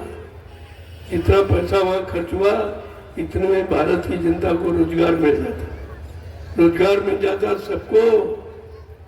लेकिन कुछ तुम कहोगे नहीं, वो करेंगे नहीं। इसमें सबसे बड़ा दोषी कौन है? अनुमंता विशास्ता अन्य के विक्रय, सच करना चौफरना कच्चे ध्यात का। सलाह देने वाला सबसे बड़ा पापी होता है। और आप सलाह का दान, ये मतदान सलाह का दान है, आप दे दें, लिहाजा भोगना आपको पड़ेगा। अभी क्या, आगे समय बहुत खराब है। महात्मा हमेशा संकेत करते रहे, आज भी कर रहे हैं। मानना न मानना ये आपका काम है, लेकिन इशारा किया हमेशा। महाभारत क्यों हुआ कि महात्मा विदुर की बात नहीं मानी गई। महात्मा विदुर की बात नहीं मानी गई, उन्होंने समझाया अपने राजा को और नहीं माना तो मंत्री पद से इस्तीफा दे दिया। आज कोई मंत्रिमंडल में इस्तीफा दे रहा, सब उसी का सहयोग करते, बहुत अच्छा कह रहा, बहुत अच्छा है, बहुत अच्छा कह रहा, बहुत अच्छा कह रहा। ये सब गलतियां त्रुटियां हैं, इनको समझना होगा। अगर नहीं समझोगे तो ऐसी परेशानी उठाते रहोगे। यही गलती आपने सर्वप्रथम की जो हिंदुस्तान पर मुसलमानों ने राज किया 350 वर्ष, तभी तुम्हारी गलती थी, तुमने ध्यान नहीं दिया था। इसके बाद मुट्ठी भर अंग्रेज आए और उन्होंने पूरे हिंदुस्तान पर राज किया, वो भी तुम्हारी गलती थी, नहीं समझा आपने। आज मुट्ठी भर नेता सारे हिंदुस्तान पर यानी कब्जा किए और राज कर रहे हैं, कोई कहने वाला नहीं। प्रजातंत्र में क्या यही प्रजातंत्र है? प्रजातंत्र का मतलब जो प्रजा वही राजा, समान समान अधिकार। तुम्हारे यहाँ तो उन्होंने बना दिया नियम कि 60 साल में कर्मचारी अधिकारी को रिटायर कर दिया जाए, भले वो योग्य हो, कार्य करने की क्षमता शक्ति रखता हो, लेकिन कानून बना दिया कि 60 साल में रिटायरमेंट। चलो ठीक है, आपने कानून में दिया, अच्छी बात, लेकिन अपने पर बोती लगाओ। कर्मचारी अधिकारी 60 साल में रिटायर और प्रधानमंत्री मुख्यमंत्री राष्ट्रपति 80-80 साल की भर्ती किए जा रहे, ये कौन सा कानून? और कोई कहने वाला मेरे सिवा कोई कहता ही नहीं, सब डरते। अरे सच्चाई कहने में क्या डर? अपने देश के लिए, अपनी समाज के लिए, संपूर्ण इंसानों के लिए सत्य कहना कोई बुरा नहीं है। व्यक्तिगत अपने स्वार्थ के लिए नहीं कहना चाहिए, लेकिन कोई सुनने वाला नहीं। जो अपने नहीं सुन रहे, देखो जब परिवार के लोग सुनना बंद कर दिए विभीषण की बात अच्छी, तो बेचारा घर बार छोड़ के चला गया। अच्छी बात नहीं करनी, ये परिणाम है। इसलिए मैंने संकल्प ले लिया कि आज गुरु परिवार के लोग गुरु को नहीं मानते, महीना नहीं जानते, तो भी बोलना बेकार व्यर्थ। लेकिन दर्द तो चैन लेने नहीं देता। मैं अचानक का भला लेके निकल पड़ा, किसी को नहीं बताया, कोई प्रचार नहीं था। अचानक मैंने सुबह कहा कि कल काफिला चलेगा। अगर सबको अगर बताता, इतने आदमी आ जाते थे, यहाँ कहीं जगह नहीं थी, इतना आदमी। मैंने 12 वर्ष में इतना जनमत इकट्ठा कर दिया, अकेले मैंने इतना किया। अब तो तुम बहुत लोग हो, सब लोग लग जाओ तो ये परिवार वापिस आ जाए। बस केवल परिवार की बात, परिवार वापिस आ जाए। तुमको किसी का आगे हाथ फैलाने की जरूरत नहीं, किसी के झंडे के नीचे जिंदाबाद मुर्दाबाद कहने की जरूरत नहीं है। तुम्हारा इतना बड़ा संगठन है। बाबा जी ने कहा कि मैंने इतना जन समर्थन तैयार कर दिया, सारे विश्व में किसी के पास नहीं, चाहे वो राजनीतिक हो चाहे धार्मिक हो। तुम अपने परिवार को बरकरार रखना, इसको इधर उधर होने मत देना। 1971 नोट कर लीजिए तारीख। कहा बच्चा, मैंने बड़ी मेहनत संघर्ष यात्राओं को सहकर ये मैंने बगीचा लगाया है। तुम्हारा सबका परम कर्तव्य है इस बगीचे का एक भी पेड़ हटने मत देना। क्या आपने किया आदेश माना गुरु का? एक नहीं, करोड़ों को हटा दिया गया। अपने निजी स्वार्थ के लिए करोड़ों को गुरु से हटा दिया, गुरु की दया से हटा दिया, तो तुम वैसे वैसे रह गए। तुम्हारे पास बुद्धि नहीं है क्या? गुरु ने तुमको सत्संग नहीं सुनाया क्या? ये सब नहीं बताया जो बताया जा रहा? मैं कोई अपनी तरफ से नहीं कह रहा हूँ, मैं वो जो संदेश 10 जुलाई 1952 से सुनाया गया, मैं वही आपके सामने रखा जो तुम भूल गए। इसी को याद कर लो, आपका काम है। अब जरा 2 वचन सुन लीजिए। नहीं कहोगे ये तो अपने मन से गढ़ के कह रहे, तो कुछ संतों की वाणी से विश्वास कर लो। ये और संतों ने कहा कि नहीं कहा? क्या कहा है? देखो, पहली बात तो हमारे धार्मिक देश की परंपरा है, प्राचीनतम पद्धति है, सनातन पर अविद्या है कि हम कोई काम करते आज भी, संसार का, शरीर का, परिवार का, खेती दुकान दफ्तर व्यापार का, सभी लोग देवी देवता इष्ट परमात्मा खुदागढ़ भगवान गुरु का नाम लेके ही करते। आज इतना बड़ा संघर्ष है देश के सामने, उसकी शुरुआत है कलयुग भगाने की, उससे जुड़ाने की। तो मैं बोलूंगा, लोगों शंका मत करना। हरि के 1000 नाम, करोड़ों नाम विष्णु भगवान के, अनंतों नाम परमात्मा के, उसी में से जय गुरुदेव। ये कोई अलग नहीं है, वही है। तो पहले मैं बोलूंगा, इसके बाद आप सब। जय गुरुदेव। तमाम इसमें भी भाग हो गए। जय गुरुदेव कहते हैं, लोग भ्रमित हो गए। जय गुरुदेव नाम से लूटे जा रहे हैं, ठगे जा रहे हैं। इसलिए मैंने इसको हटा दिया, इसको जोड़ दिया। हटा नहीं दिया, इसको जोड़ दिया कि जय गुरुदेव नाम वो नहीं जो ये लेते हैं स्वाति रोबीला की। जय गुरुदेव नाम प्रभु का है, या प्रभु ही जय गुरुदेव है, मैं उसको मानता हूँ। तो वो कितनी बड़ी बात है। जय गुरुदेव नाम प्रभु का, जय गुरुदेव नाम प्रभु का, जय गुरुदेव नाम प्रभु का, जय गुरुदेव नाम प्रभु का, प्रभु का प्यारा नाम जय गुरुदेव। अब देखिए संत महापुरुषों ने यह सृष्टि के समय गुरुओं ने क्या कहा कि तुम्हारी शंका का समाधान किया कि देखो तुम्हारी जीवताओं जीवात्मा को जगाना, परमात्मा से मिलाना, काल माया के देश से निकालना, ये कोई दूसरा नहीं करेगा। कौन करेगा? जरा सुन लीजिए आप कि गुरु बिन कौन उबारेगा,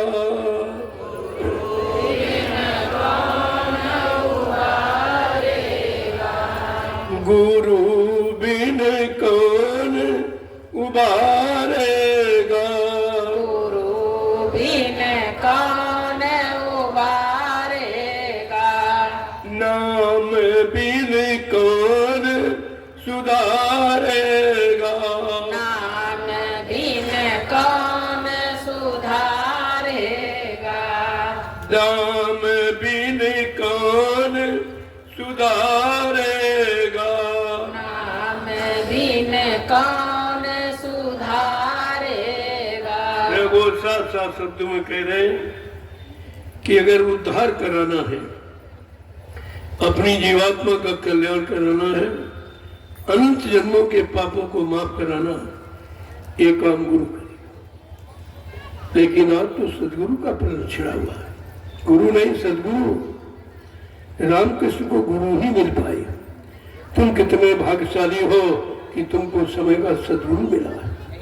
गुरु माने ज्ञान कराने वाला, राजपाट धन दौलत मान सम्मान दिलाने वाला, पत पत्नी बाल बच्चे इतिहास बनाने वाला। लेकिन सदगुरु, सत्य माने ईश्वर, गुरु माने मिलाने वाला। जो ईश्वर ब्रह्म पार ब्रह्म महाकाल सतपुरुष से मिलाए, दर्शन दीदार कराए, प्रेमी उसको सदगुरु कहते हैं। वो चीज तुमको मिली हुई। ये तो केवल गुरु की महिमा बता रहे हैं। इसीलिए हमारे आपके शरीर के साथ 7 गुरु जोड़े गए थे। हर गुरु की महिमा अलग है, हर गुरु का काम अलग है, हर गुरु की शक्ति अलग है, हर गुरु को सतपुरुष का आदेश अलग है। प्रथम गुरु पिता और माता जो है रक्त बीज के दाता, दूसर गुरु वही वो दाई जो गर्भवास की मैल छुड़ाई, तीसर गुरु नाम जो धारा ले नाव जो गांव पुकारा, चौथा गुरु जो शिक्षा दीना तब संसारी मारक कीना, पांचवा गुरु जो दीक्षा दीना राम नाम का सुमरन कीना, छठवां गुरु भरम सत्तारा ओमकार से नाता जोड़ा, लेकिन सतवां सदगुरु शब्द लखाया जहां का जीव तहां पहुंचाया। प्रेम ये सदगुरु का। आपको कितना बड़ा मालिक मिला, घर पहुंचाने वाला। ये काम किसी नहीं किया, न ब्रह्मा न विष्णु न महादेव, कुछ नहीं, न राम कृष्ण, ये किसी के बस का नहीं। ये बीच के लोगों में बैठे हैं और तुम ऊपर के लोग के रहने वाली हो। तुम्हारी ये बात तो क्या कह रहे हैं कि भजन बिन कौन निस्तारेगा, भजन बिन कौन निस्तारेगा, भजन बिन कौन निस्तारेगा, भजन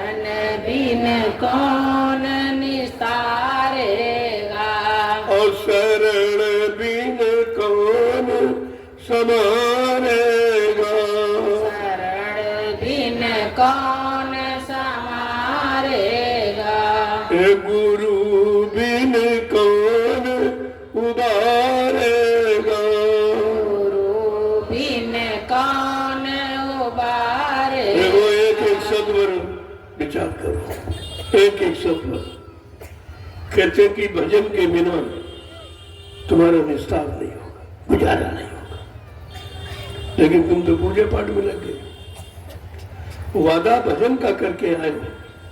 रामचरितमानस के उत्तरकांड में क्या लिखा कि जब जीवात्मा माँ के गर्भ पेट में थी तब उसने, क्योंकि माँ तो नरक है, उस नरक में बड़ी बेचैन थी, उसने मालिक से प्रार्थना की। किस नाम से प्रार्थना की वो भी लिखा, जबकि उस समय नाम नहीं था प्रभु नाम। प्रभु नाम तो अभी कलयुग में आया, लेकिन जीवात्मा ने वादा किया जब प्रभु नाम आएगा तभी हमारा कल्याण होगा।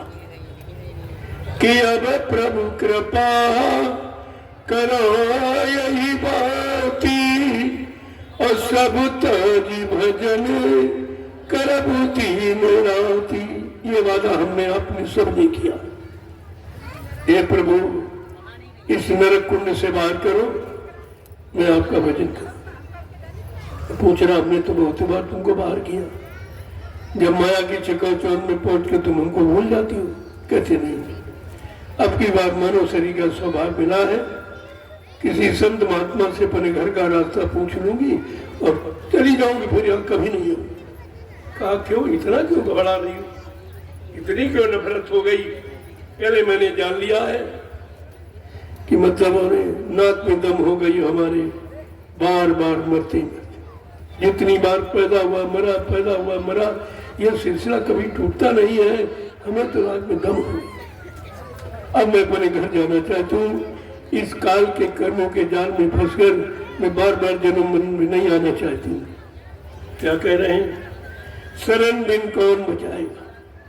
जब तक किसी समर्थ की शरण में नहीं जाओगी तो आपको संभालेगा।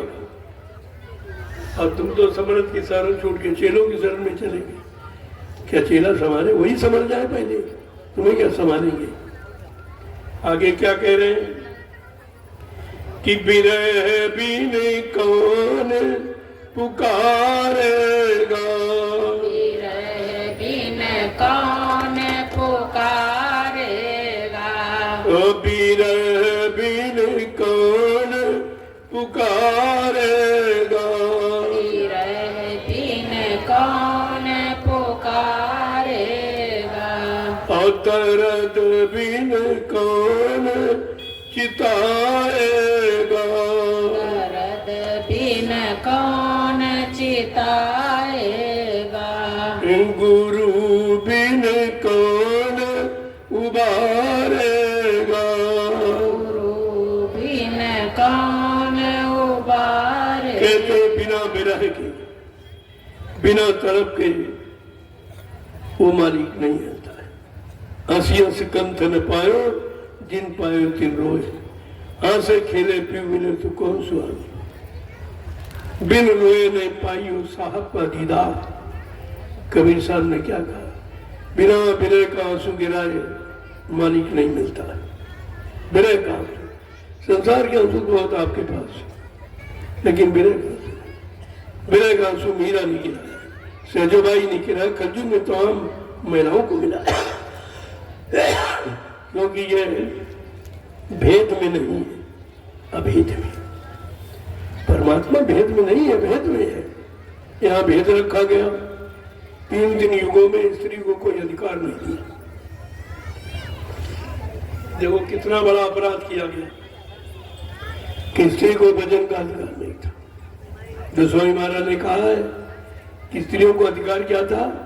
स्त्री धर्म और नहीं दूजा, पति और सास ससुर पति, इसके अलावा कुछ। लेकिन उस समय पति शाकाहारी सदाचारी ब्रह्मचारी होते थे, इसलिए उनकी सेवा करती थी, तो उस पुण्य में कुछ का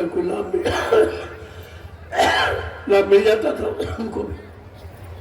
लेकिन आज कलयुग में संतों ने दया कर दी, सबको समान अधिकार है, चाहे स्त्री तन हो चाहे पुरुष तन हो, अगर जीवात्मा है तो जीवात्मा को परमात्मा से मिलने का पूरा अधिकार। इसी का कलयुग सब नयान युग जो नर कर विश्वास, कलयुग के समान दूसरा अच्छा युग जीवात्मा के कल्याण के लिए है ही नहीं। अगर संतों के वचनों पर आपको विश्वास है, आपने तो विश्वास खो दिया। तुम्हें तो गुरु पर विश्वास है नहीं, चेलों पर विश्वास हो गया। ये नहीं पता चेले किनके, चेले किनके। क्या कह रहे हैं कि बिना विरह के कौन पुकार लगाता है? जब कोई दर्द होता तभी पुकार लगती है। और कहते कि दर्द बिन कौन चिताएगा, और बिना दर्द के तुम किसी को बुलाओगे नहीं, उसकी तरफ देखोगे नहीं। आगे क्या कह रहे हैं कि सप्त बिन कौन सिंगारेगा, सप्त बिन कौन सिंगारेगा, सप्त बिन कौन सिंगारेगा, सप्त बिन कौन सिंगारेगा, और संग बिन कौन निहारेगा, संग बिन कौन निहारेगा, गुरु बिन कौन उबारेगा, गुरु बिन कौन उबारेगा। देखो जब तक जीवात्मा है तब तक सत्य की जरूरत है, क्योंकि जीवात्मा की खुराक सत्य है। शब्द आहारी सूरत, शब्द का भोजन आहार करने वाली जीवात्मा, शब्द को नाम को एक ही बात आवाज को, और वही छूट गई है। उसी आवाज को पकड़ने की बात संत महापुरुष कहते हैं। उस आवाज को पकड़ो और सूरत जीवात्मा को खुराक दो। ये खुराक पा जाएगी तो बलवती हो जाएगी, तो अपने घर चली जाएगी। क्या कह रहे हैं? संग बिन कौन निहारेगा। जब तक कोई सच्चा साथी नहीं चुनोगे तब तक तुम्हारी तरफ कोई नहीं देखेगा। यहाँ जिसको साथी बनाया सब बने मतलब के थे, अपने स्वार्थ के, अपने भोगों की पूर्ति के लिए आपको दोस्त यार मित्र बनाया था, लेकिन नहीं। कहते कि तुमने अपनी जीवात्मा का साथी नहीं बनाया। इसीलिए उन्होंने कहा जीवात्मा साथी कौन है? संगी साथी गुरु को लेना, भेद इन्हीं का जाना है, और सूरज शब्द का साधन करके अपने घर चल जाना है। फंसना नहीं देश बिराना, बिल्कुल खोल के कह दिया। तो क्या कह रहे हैं कि बिना समरस सदगुरु को शरण में लिए, अपना बनाए उनके साथ बगैर हुए, ये काम तुम्हारा कोई नहीं कर सकता। तुम्हारी संभाल, तुम्हारी रक्षा सुरक्षा हिफाजत कोई नहीं कर सकता। आगे क्या कह रहे हैं? काल को कौन है मारेगा, कौन है मारेगा, काल को कौन है मारेगा, काल को कौन है मारेगा, करम किस भांति उतारेगा, कर्म किस भांति उतारेगा। देखो ये असली काम है कि जब तक काल को कोई नहीं भगाएगा तो दयाल को कैसे पाएंगे आप? यानी कलयुग जब जाएगा तभी सजयुग आएगा, एक ही बात है। इसलिए सम्राट मालिक ने पहले हमारी आपकी रक्षा हिफाजत के लिए कलयुग को भगाने का संकल्प लिया कि बच्चा मैं कलयुग को भगाऊंगा और सतयुग को लाऊंगा, सबको न्याय सुरक्षा रोजी रोटी की व्यवस्था बना कर दूंगा, सबको शाकाहारी बनाऊंगा, सबकी जीवात्मा को जगाऊंगा और परमात्मा से मिलाऊंगा। अगर यह काम जब तक नहीं हो जाएगा मैं इस मानव शरीर को छोड़ के जाने वाला नहीं हूं। देखो कितना बड़ा वादा है। आप बड़े गुरु के वादे को भूल गए, तभी तो हमारे मारे घूम रहे हैं। क्या कह रहे हैं? जो काल को मारेगा वही पिछले जन्मों के कर्म कर्जे को उतारेगा। जब तक कर्म कर्जा रहेगा, धर्मराज दरबार में सबका झाड़ा ले, वो तलाशी लेगा कि कोई कर्म कर जाए तो नहीं रह गया, आपको जाने नहीं देगा। लेकिन सतगुरु क्या करेंगे तब तक? घाट जगाती क्या करे, जब सिर बोझ न हो तब तक तुम्हारे कर्मों का कर्जा उतरवा देंगे, परमार्थी सेवा करा। और तो आप कर नहीं सकते, भजन तुम्हारे बस का नहीं है, न शरीर साथ देता, मन साथ देता, न इंद्रियां साथ देती, सत्संग आपको याद रहता नहीं है, तो इसलिए परमार्थी संधान सेवा रखें। वो सेवा, वैसे तुम सेवा सभी लोग करते हो, परिवार की, बाल बच्चों के लिए खेती है, दुकान है, दफ्तर है, जिंदगी में मजदूरी, लेकिन वो स्वार्थ की सेवा, उसमें परमार्थ नहीं है। और जो नैमिषारण्य में मिट्टी ढोते हो, इसमें तुम्हारा कौन सा स्वार्थ? कितना छोटा आधार आपके अनंत जन्मों के कर्म कर्जे के उतारने का आपको दे दिया कि डलिया रखो सिर पर, जिस सिर पर अनंत जन्मों के पाप कर्मों का बोझा लादे हो, ये परमार्थ की डलिया रख करके उतार दो, इतना सरल कर दिया। अब इतना भी नहीं कर सकते, फिर तुम्हारे बस का कुछ नहीं। आगे क्या कह रहे हैं कि कौन मारेगा काल को?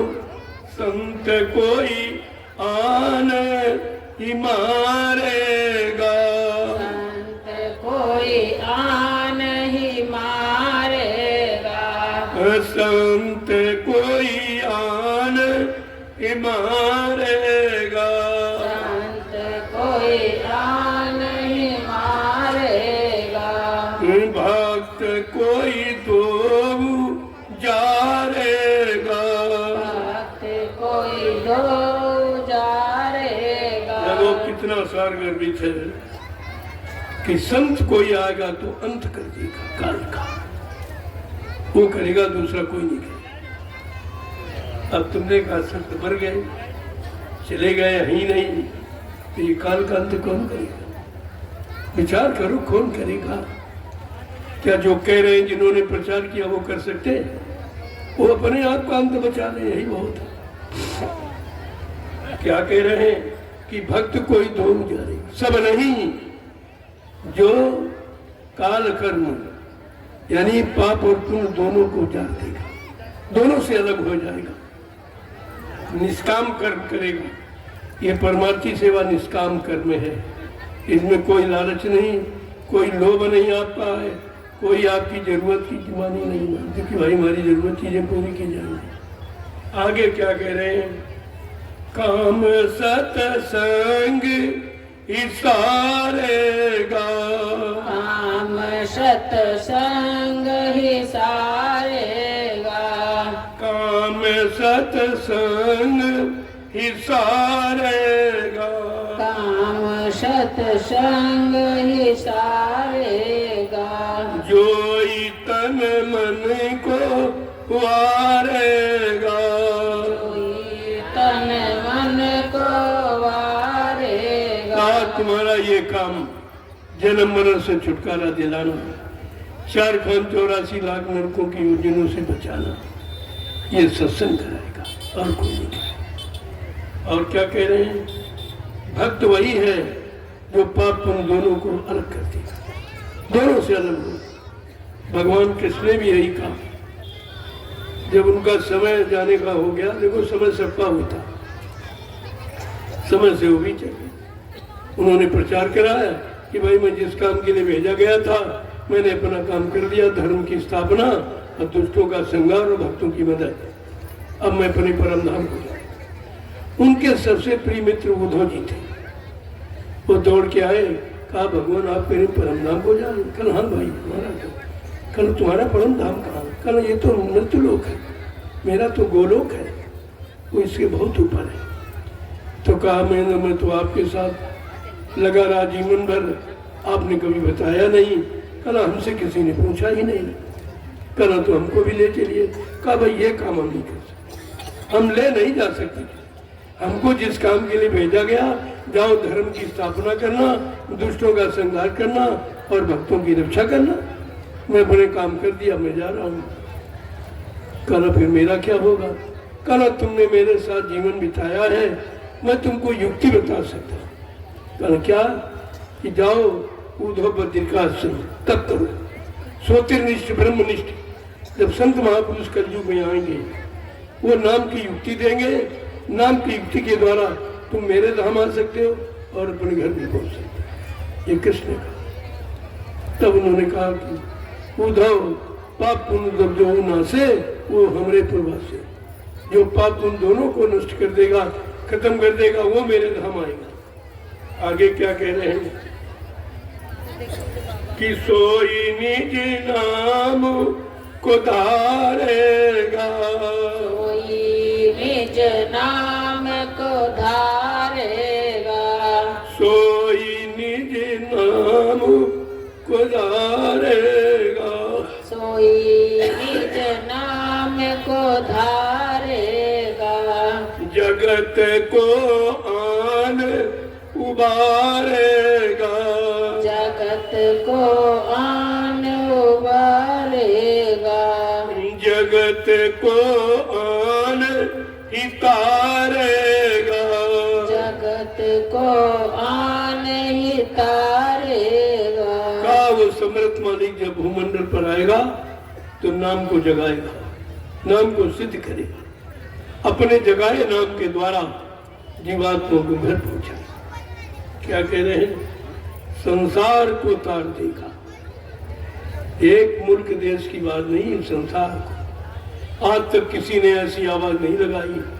रामकृष्ण ने प्रांति परिवर्तन किया था, लेकिन आज बाबा जी ने क्या कहा? मैं विश्व में परिवर्तन करूं, तो सारे विश्व को बदल देगा। वो छोटी मोटी शक्ति होगी और आप अपनी शक्ति को नहीं पहचान पाए। ये तो प्रांतीय शक्तियां आई थी जो एक दो प्रांतों में परिवर्तन हुआ, लेकिन आज का परिवर्तनकारी शक्ति क्या कहती है? मैं विश्व का परिवर्तन करूं, सारा विश्व। मेरे पास ऐसी भूमिका व्यवस्था है जिससे सारा विश्व बदल जाएगा। मेरी भूमिका व्यवस्था के आगे एक दिन सारा विश्व मस्तक हो जाएगा। उस व्यवस्था का नाम है दूरदर्शी। दूरदर्शी इसीलिए ऐलान किया गया, दूरदर्शी आएगी, धरा पर सतयुग आएगी। दूरदर्शी का ऐलान, स्वर्ग बनेगा हिंदुस्तान। दूरदर्शी का पैगाम हर बच्चे को देखेगा। कितना साल था, इतना काम है। ये सब काम कौन करेगा? दूरदर्शी, और कोई नहीं करेगा। आगे क्या कह रहे हैं? जीव एक एक को उबारेगा,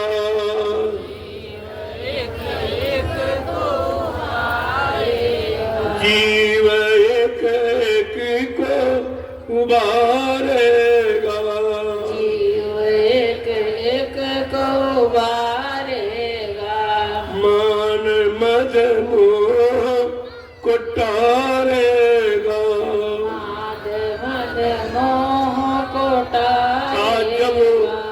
वो मालिक जब भूमंडल पर आएगा एक एक जीव का उद्धार करेगा, छोटे का कोई नहीं।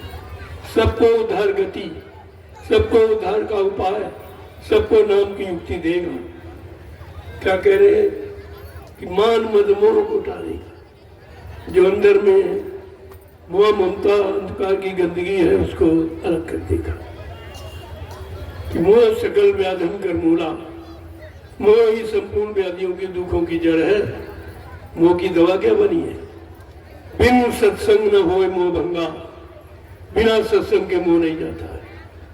आगे क्या कह रहे हैं कि शरण सतगुरु समारेगा, सतगुरु संहारेगा, शरण सतगुरु समारेगा, शरण सतगुरु संहारेगा, सोई उस धाम को जाएगा, कोई उस धाम को जाएगा। आज सतगुरु की शरण में जाएगा वो जीवात्मा अपने निर्धाम और नामी धाम जाएगा, बाकी सब नहीं जा पाएगा।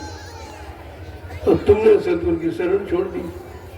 शरण ही नहीं बल्कि तुम्हें बता दिया कि सतगुरु मर गया, तुम्हारा तो रिश्ते खत्म, तुम्हारी तो जीवात्मा कभी जा ही नहीं सकती। आगे क्या कह रहे हैं कि सतगुरु स्वामी जोई सराहेगा, स्वामी जोई सराहेगा, सतगुरु स्वामी जोई सराहेगा, सतगुरु स्वामी जोई सराहेगा, सोई उस धाम को पाएगा, सोई उस धाम को पाएगा। देखो आपकी शंका का समाधान कर दिया। अगर जीवात्मा को सतलोक सचखंड अनामी धाम जाना है तो बगैर सतगुरु की शरण के कोई नहीं जाता। अब तुम्हें प्रचार करके बता दिया कि सतगुरु मर गया है, तुम्हारा तो कोई नंबर ही नहीं लगेगा, तुम्हारा तो काम ही खत्म हो गया। अब सोचो कितना बड़ा नुकसान कराया क्या, कितनी यानी मतलब आपको कितना दूर किया गया सतगुरु से, सतगुरु की शरण से, सतगुरु के जगह नाम से कितना दूर किया गया। यह कितना भारी धोखा आपके साथ, और तुमने धोखों को सत्य मान लिया, धोखा देने वालों को अपना मान लिया।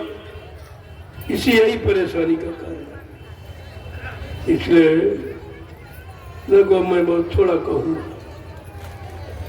जब आप दोहरा नहीं पाते तो फिर यादें कहाँ रखो, एक भी वचन नहीं याद नहीं रहेगा। अगर याद होता तो आज गुरु परिवार की यह हालत नहीं होती। जो शंका संदेह में चला गया है ये कभी नहीं आता, कभी भी, क्योंकि गुरु ने सारी शंकाओं का समाधान करके ही आपके लिए वचन उच्चारण किए थे, लेकिन आपने वचनों को भुला दिया। आप स्वार्थी लोगियों के चक्कर में आकर चलो उन्होंने किया कि मथुरा का राज्य मिल जाएगा, जमीन मिल जाएगी, आश्रम मिल, तुमको क्या मिला? चलो उन्होंने स्वार्थ के लिए झूठ बोला, ये भारी पाप कर डाला, लेकिन तुमको क्या मिला जो इस पाप में शामिल हो गए हो? कभी विचार किया बैठकर? कुछ। यही तुम्हारी बुद्धिहीनता है, यही तुम्हारी अज्ञानता है। अगर सत्संग वचनों को याद रखा होता तो आज ये अपराध आपसे नहीं होता। जय गुरुदेव नाम प्रभु का, प्रभु का। देखो प्रेमियों, आज एक काफिले का पूर्ण समापन हुआ। आधा समापन तो हरिद्वार में हुआ था, पूरा यहाँ हो गया। अब आपको सोचना चाहिए समापन के बाद ही जाना चाहिए। प्रसाद जब मिलता जब कथा पूरी हो जाती, बीचे में चले जाओ प्रसाद नहीं मिलता। लेकिन तुम्हारे अंदर इतनी जल्दबाजी है, लोगों ने 3-3 महीने का काफिला किया, 10,000 किलोमीटर साइकिल चलाई, तुम तो वाहनों से चल रहे थे, वो गए, भाग गए, क्या मिलेगा? जब तुम ये नहीं कर सकते हो तो भजन तो तुम्हारे बस का ही नहीं। कहा गया था भाई अगर भजन नहीं कर सकते हो, माला नहीं घुमा सकते हो, तो मेरे पीछे गाड़ियां दौड़ा सकते हो। इतना ही उसी से काम तुम्हारा हो जाए।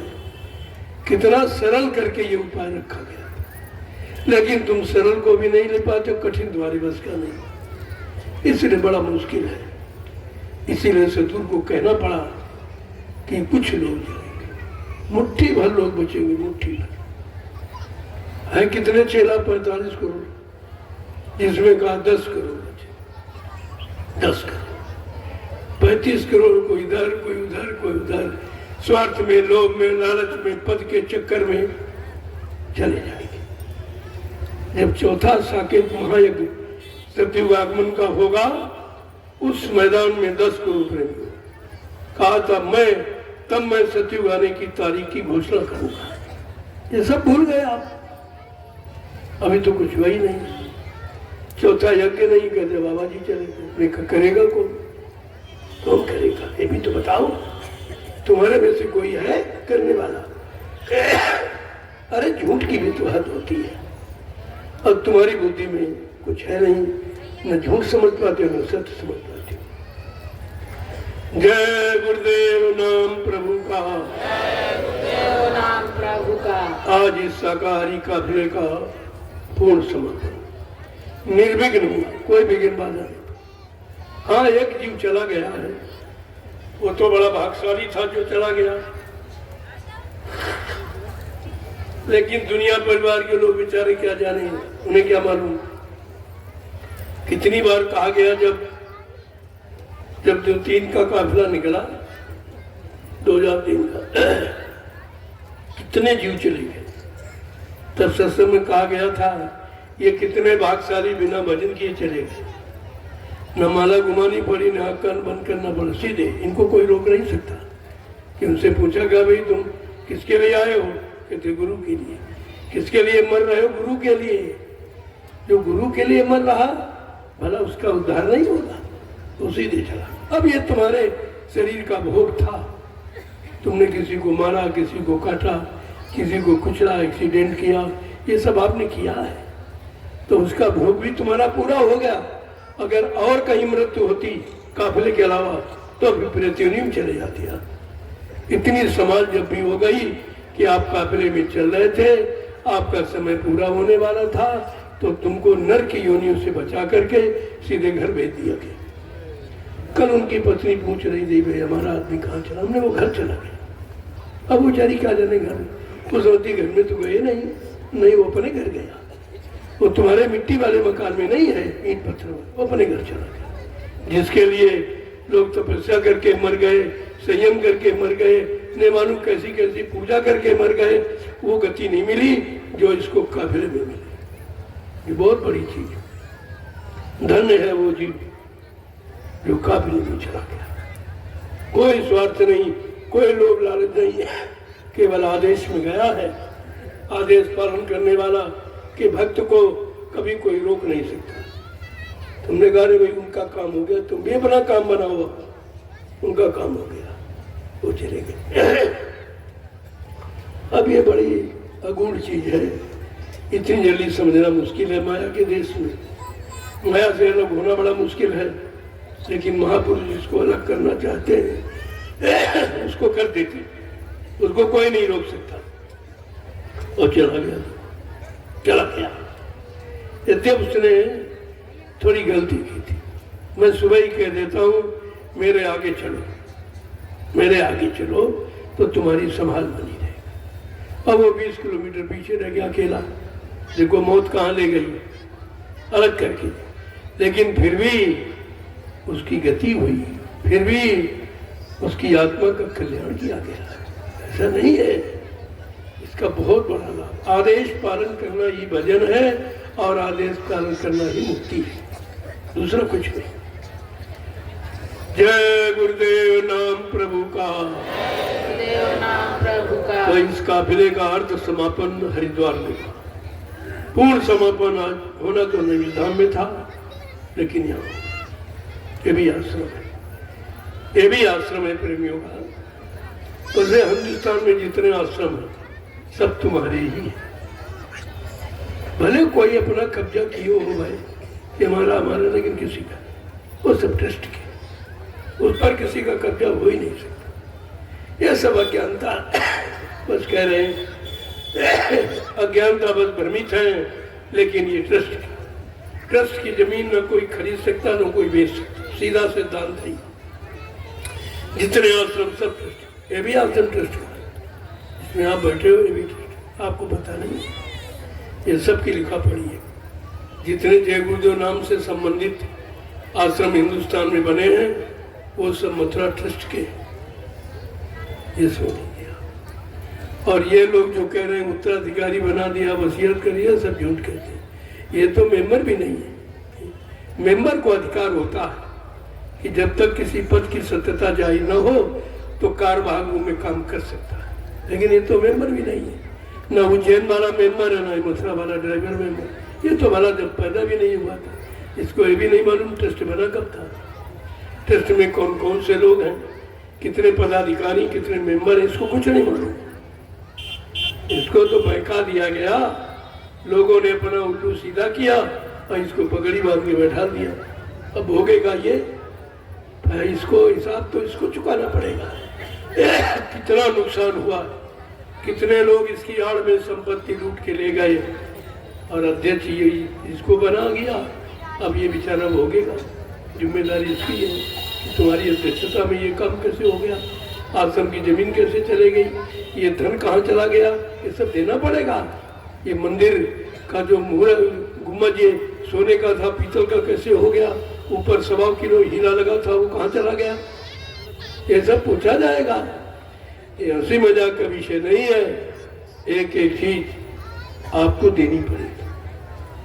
तभी कहा कि ढूंढ ढूंढ कर बदला लेगा, वो हिसाब चुकता कर देगा। ये महापुरुष का खेल है, कोई हंसी मजाक नहीं है। और आपको मैं सचेत करने आया हूँ, आगे वो समय आ गया। खासकर टाट बोरा पहनने वाले होशियार हो जाओ, तुमसे जवाब लिया जाएगा, तुमसे पूछा जाएगा तुमने टाट किसके आदेश पर पहना था, क्या संकल्प लेके पहना था, क्या बता पाओगे? अगर बताओगे तो फिर तुमने ये किया क्यों? तब क्या बताओ? अब भी आपके लिए मौका है। कहा था भजन करते रहना, तुम भजन नहीं करते, विवाद करते, इधर उधर इधर उधर, ये सब। तुम्हें तो भजन का आदेश था। कहा बच्चा मैंने टाट बोरा तपस्या करने के लिए पहना है। कि तपस्या करना है? कोई इधर कभी उधर, कभी यहाँ कभी वहाँ, कुछ नहीं, कुछ भी नहीं इनको पता। ये टाट बोरा नहीं मदद करेगा। जिसने आदेश पहरा है वो तपस्वी टाटधारी, जो अपनी मनमानी पहन कर रहा है वो तो इसको धारण करने का अधिकारी ही नहीं। अब आप लोग जरा खड़े हो जाओ ना, जब समय काफी हो गया, काफी लोग हो, सब लोग मिलना चाहते, इसलिए मैं थोड़ा संदेश देके बंद कर, फिर कभी जरूरत का आवश्यकता पड़ेगी, आपकी इच्छा देखूंगा तो मतलब मैं जाके संदेश दूंगा।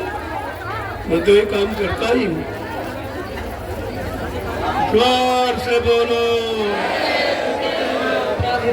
सब मिल बोलो, जय गुरुदेव नाम प्रभु का, बोलना होगा, जय गुरुदेव नाम प्रभु का, अभी से बोलो, जय गुरुदेव नाम प्रभु का, दुख दर्द हरेंगे, जय गुरुदेव नाम प्रभु का, अब कष्ट मिटेंगे, सुख शांति भी देंगे, जय गुरुदेव नाम प्रभु का, सबके दाता, जय गुरुदेव, सबके मालिक, जय गुरुदेव, प्रेम से बोलो, जय गुरुदेव नाम प्रभु, ये नाम नहीं इंसान का, ये नाम है प्रभु का, ये काम नहीं इंसान का, ये काम है प्रभु ये का, काम है प्रभु का।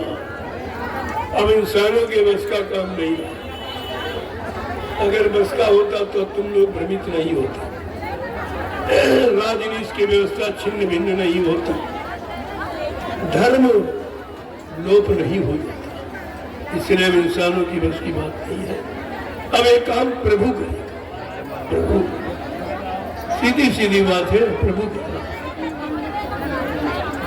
आप लोग लाइन से खड़े हो जाओ।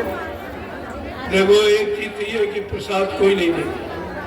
हिंदुस्तान में कहीं चले जाओ कोई प्रसाद आपको नहीं देगा, तुम ही खरीद के ले जाते हो और वो डिब्बा रख लेते हो, थोड़ा तुमको लौटा दिया, लेकिन अपनी तरफ से किसी ने नहीं दिया ही नहीं। और यही सच्चाई है। जो कहते बाबा जी उनको गुरु यानी नामदान देने का अधिकार दे गए और कोई कह रहा वसीयत कर गए, तो उनसे कहो चलो ये तुमको कर गए और कंजू भगाना सज्जू लाना ये किसको कह गए, ये किसको कह गए? ये भी तो पूछिए आप। अगर आपको ये सब दे गए जरा प्रसाद बना दे दीजिए, अभी सच्चाई खुल जाए 2 मिनट प्रसाद बना दीजिए। ये काम किसी का प्रसाद वही बनाएगा जिसने अपने सद्गुरु को खुश कर दिया, उनके आदेश उनका पालन करके, उनके वचनों का बड़े जीवन का आधार बनाकर जिसने बड़े सद्गुरु को खुश कर लिया, तो सद्गुरु की दया और दुआ किसी वस्तु में प्रवेश करके आपको प्रसाद बना के दे सकते, वो लाभ करेगा। ये पहली पहचान आपको बता रहा हूँ। अब आपने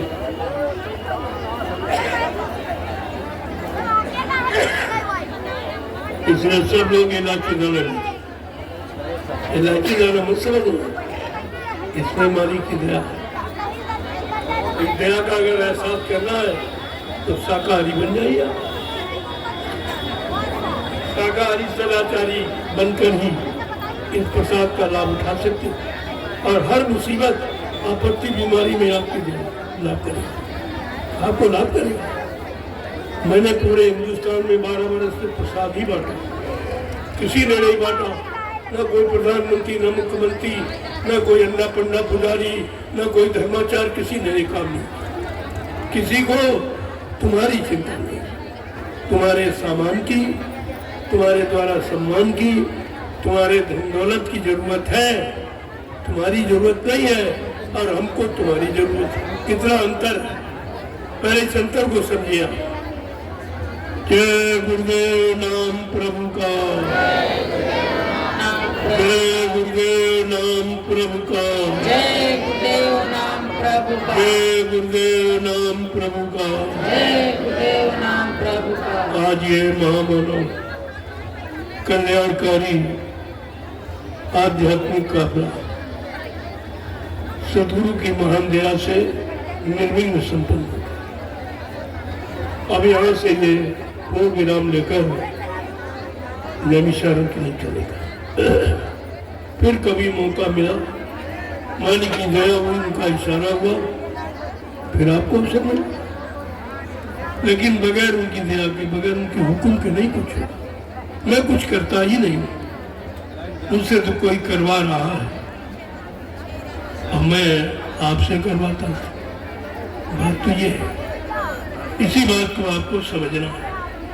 अब ये महाप्रसाद आप ले लें, धीरे धीरे चलो, एक लाइन में महिला, एक में पुरुष, ये हमारी मर्यादा है। मर्यादा को कभी मत भूलो। और अनुशासन, दो चीजें देश की गई हैं, देश मुसीबत में आ गया, और यही दो चीज रहनी, सच्चाई, ईमानदारी, मेहनत अगर आ जाए तो फिर किसी चीज की कमी नहीं। दूरदर्शी यही लाने का संकल्प करे बैठी है। बिना दूरदर्शी के ये भ्रम दूर नहीं होगा, आपत्तियां दूर नहीं होगी, बीमारी महामारी से दूर नहीं होगी, कोई दूर नहीं होगा, ये दूरदर्शी ही करे। जय गुरुदेव नाम प्रभु का। बड़ी शांति शालीनता के साथ इस महाप्रसाद को ले लीजिए, इसको बहुत संभाल के रखना, थोड़ा इसमें मिला लेना, घर में रख लेना। जब कोई आपत्ति मुसीबत आ जाए, कहीं से कोई मदद दिखाई न दे, सब लोग इनकार कर दें, उस समय आप गुरु की महिमा का परिचय ले सकते हैं कि 10 बार जय गुरुदेव प्रभु नाम बोलकर आप इसका इस्तेमाल करें।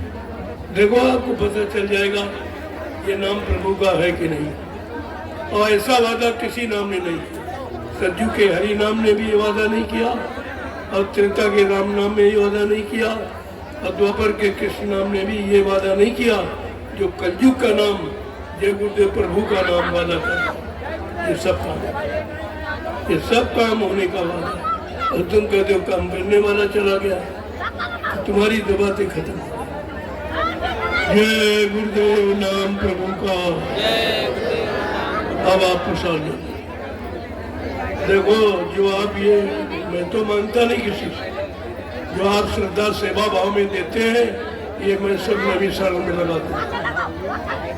मैं क्या करूँगा, मेरे तो कोई है नहीं, कोई भी बच्चा तो है नहीं जिसके लिए संचय करूँगा। ये सब आपकी चीज है, आपकी सुविधा, आपकी व्यवस्था में लगा दूंगा। और लगा दिया मैंने। एक मथुरा आश्रम छोड़ा और 6 आश्रम मैंने बना दिए, जबकि बहुत थोड़े प्रेमी थे मेरे साथ। अगर पूरे होते तो क्या हो जाता।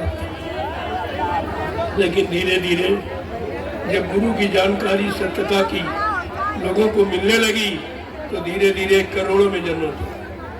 एक आदमी नहीं था, आज करोड़ों हो गए। इसको कहते हैं परिश्रम, इसको कहते हैं सच्ची धारणा, इसको कहते हैं गुरु और हरि पर विश्वास। तब ये होता है। आपको तो विश्वास हट गया, कहते मर गए, तुम्हारा तो काम खत्म, तुम तो कुछ कर ही नहीं सकते। चलो आप लोग पूछा ले, देखो काफिला यात्री तैयारी करें,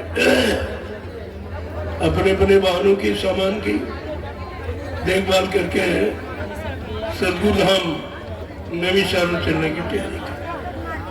मैं भी लोगों से मिले लेता हूँ, मैं भी चलूंगा, दर्शन करता हुआ सबका, और प्रसाद वितरण करता हुआ चलूंगा। ये हिंदुस्तान में किसी ने नहीं किया।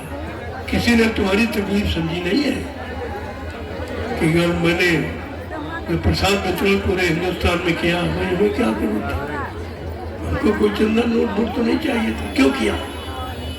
ये है दया, ये है पूरे परिवार के प्रति हमदर्दी। ये सारा जगत अपना परिवार ही है और उसकी मदद करना, उसकी संभाल करना हमारा आपका कर्तव्य है। मैं अपने कर्तव्य का पालन करता हूँ, अब आप करें न करें वो आपकी बात। जय गुरुदेव नाम प्रभु का। अब आप लोग इस महाप्रसाद को ले लीजिए। चलो देखो, इस मैदान का आपने प्रयोग किया, 15-20 लोग प्लास्टिक की बोरियां ले लो, कोई कूड़ा कचरा खेत में रहने नहीं पावे। क्यों? इसमें गेहूं की बुआई होगी। किसी को यह एहसास न हो कि भाई जय गुरुदेव वाले आए थे और कूड़ा कचरा फैला चले गए। इसमें गुरु की बदनामी है, गुरु की बदनामी है। इसलिए सत्संगियों, तुम्हें आदर्श बनना है, संदेश सदगुरु का तुम्हें चरितार्थ करना है, ये दिखाना है कि गुरु भक्ति किसे कहते हैं। यही तो आपको दिखाना, गुरु अनुशासन किसे कहते हैं। तो ये सब करके आप जाइए, सुरक्षित प्रसाद ले लीजिए और जाइए। जय गुरुदेव नाम प्रभु का। जय गुरुदेव नाम प्रभु का।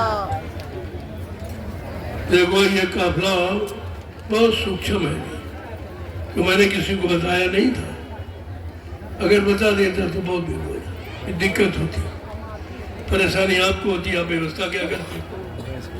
मैं जितने लोग साथ में लाया हूँ अपनी व्यवस्था से, ना आपको रोटी देना है ना आपको और कोई व्यवस्था, केवल जल की व्यवस्था। जल और जगह, दो चीजें दे दीजिए, कार्यक्रम हो जाएगा।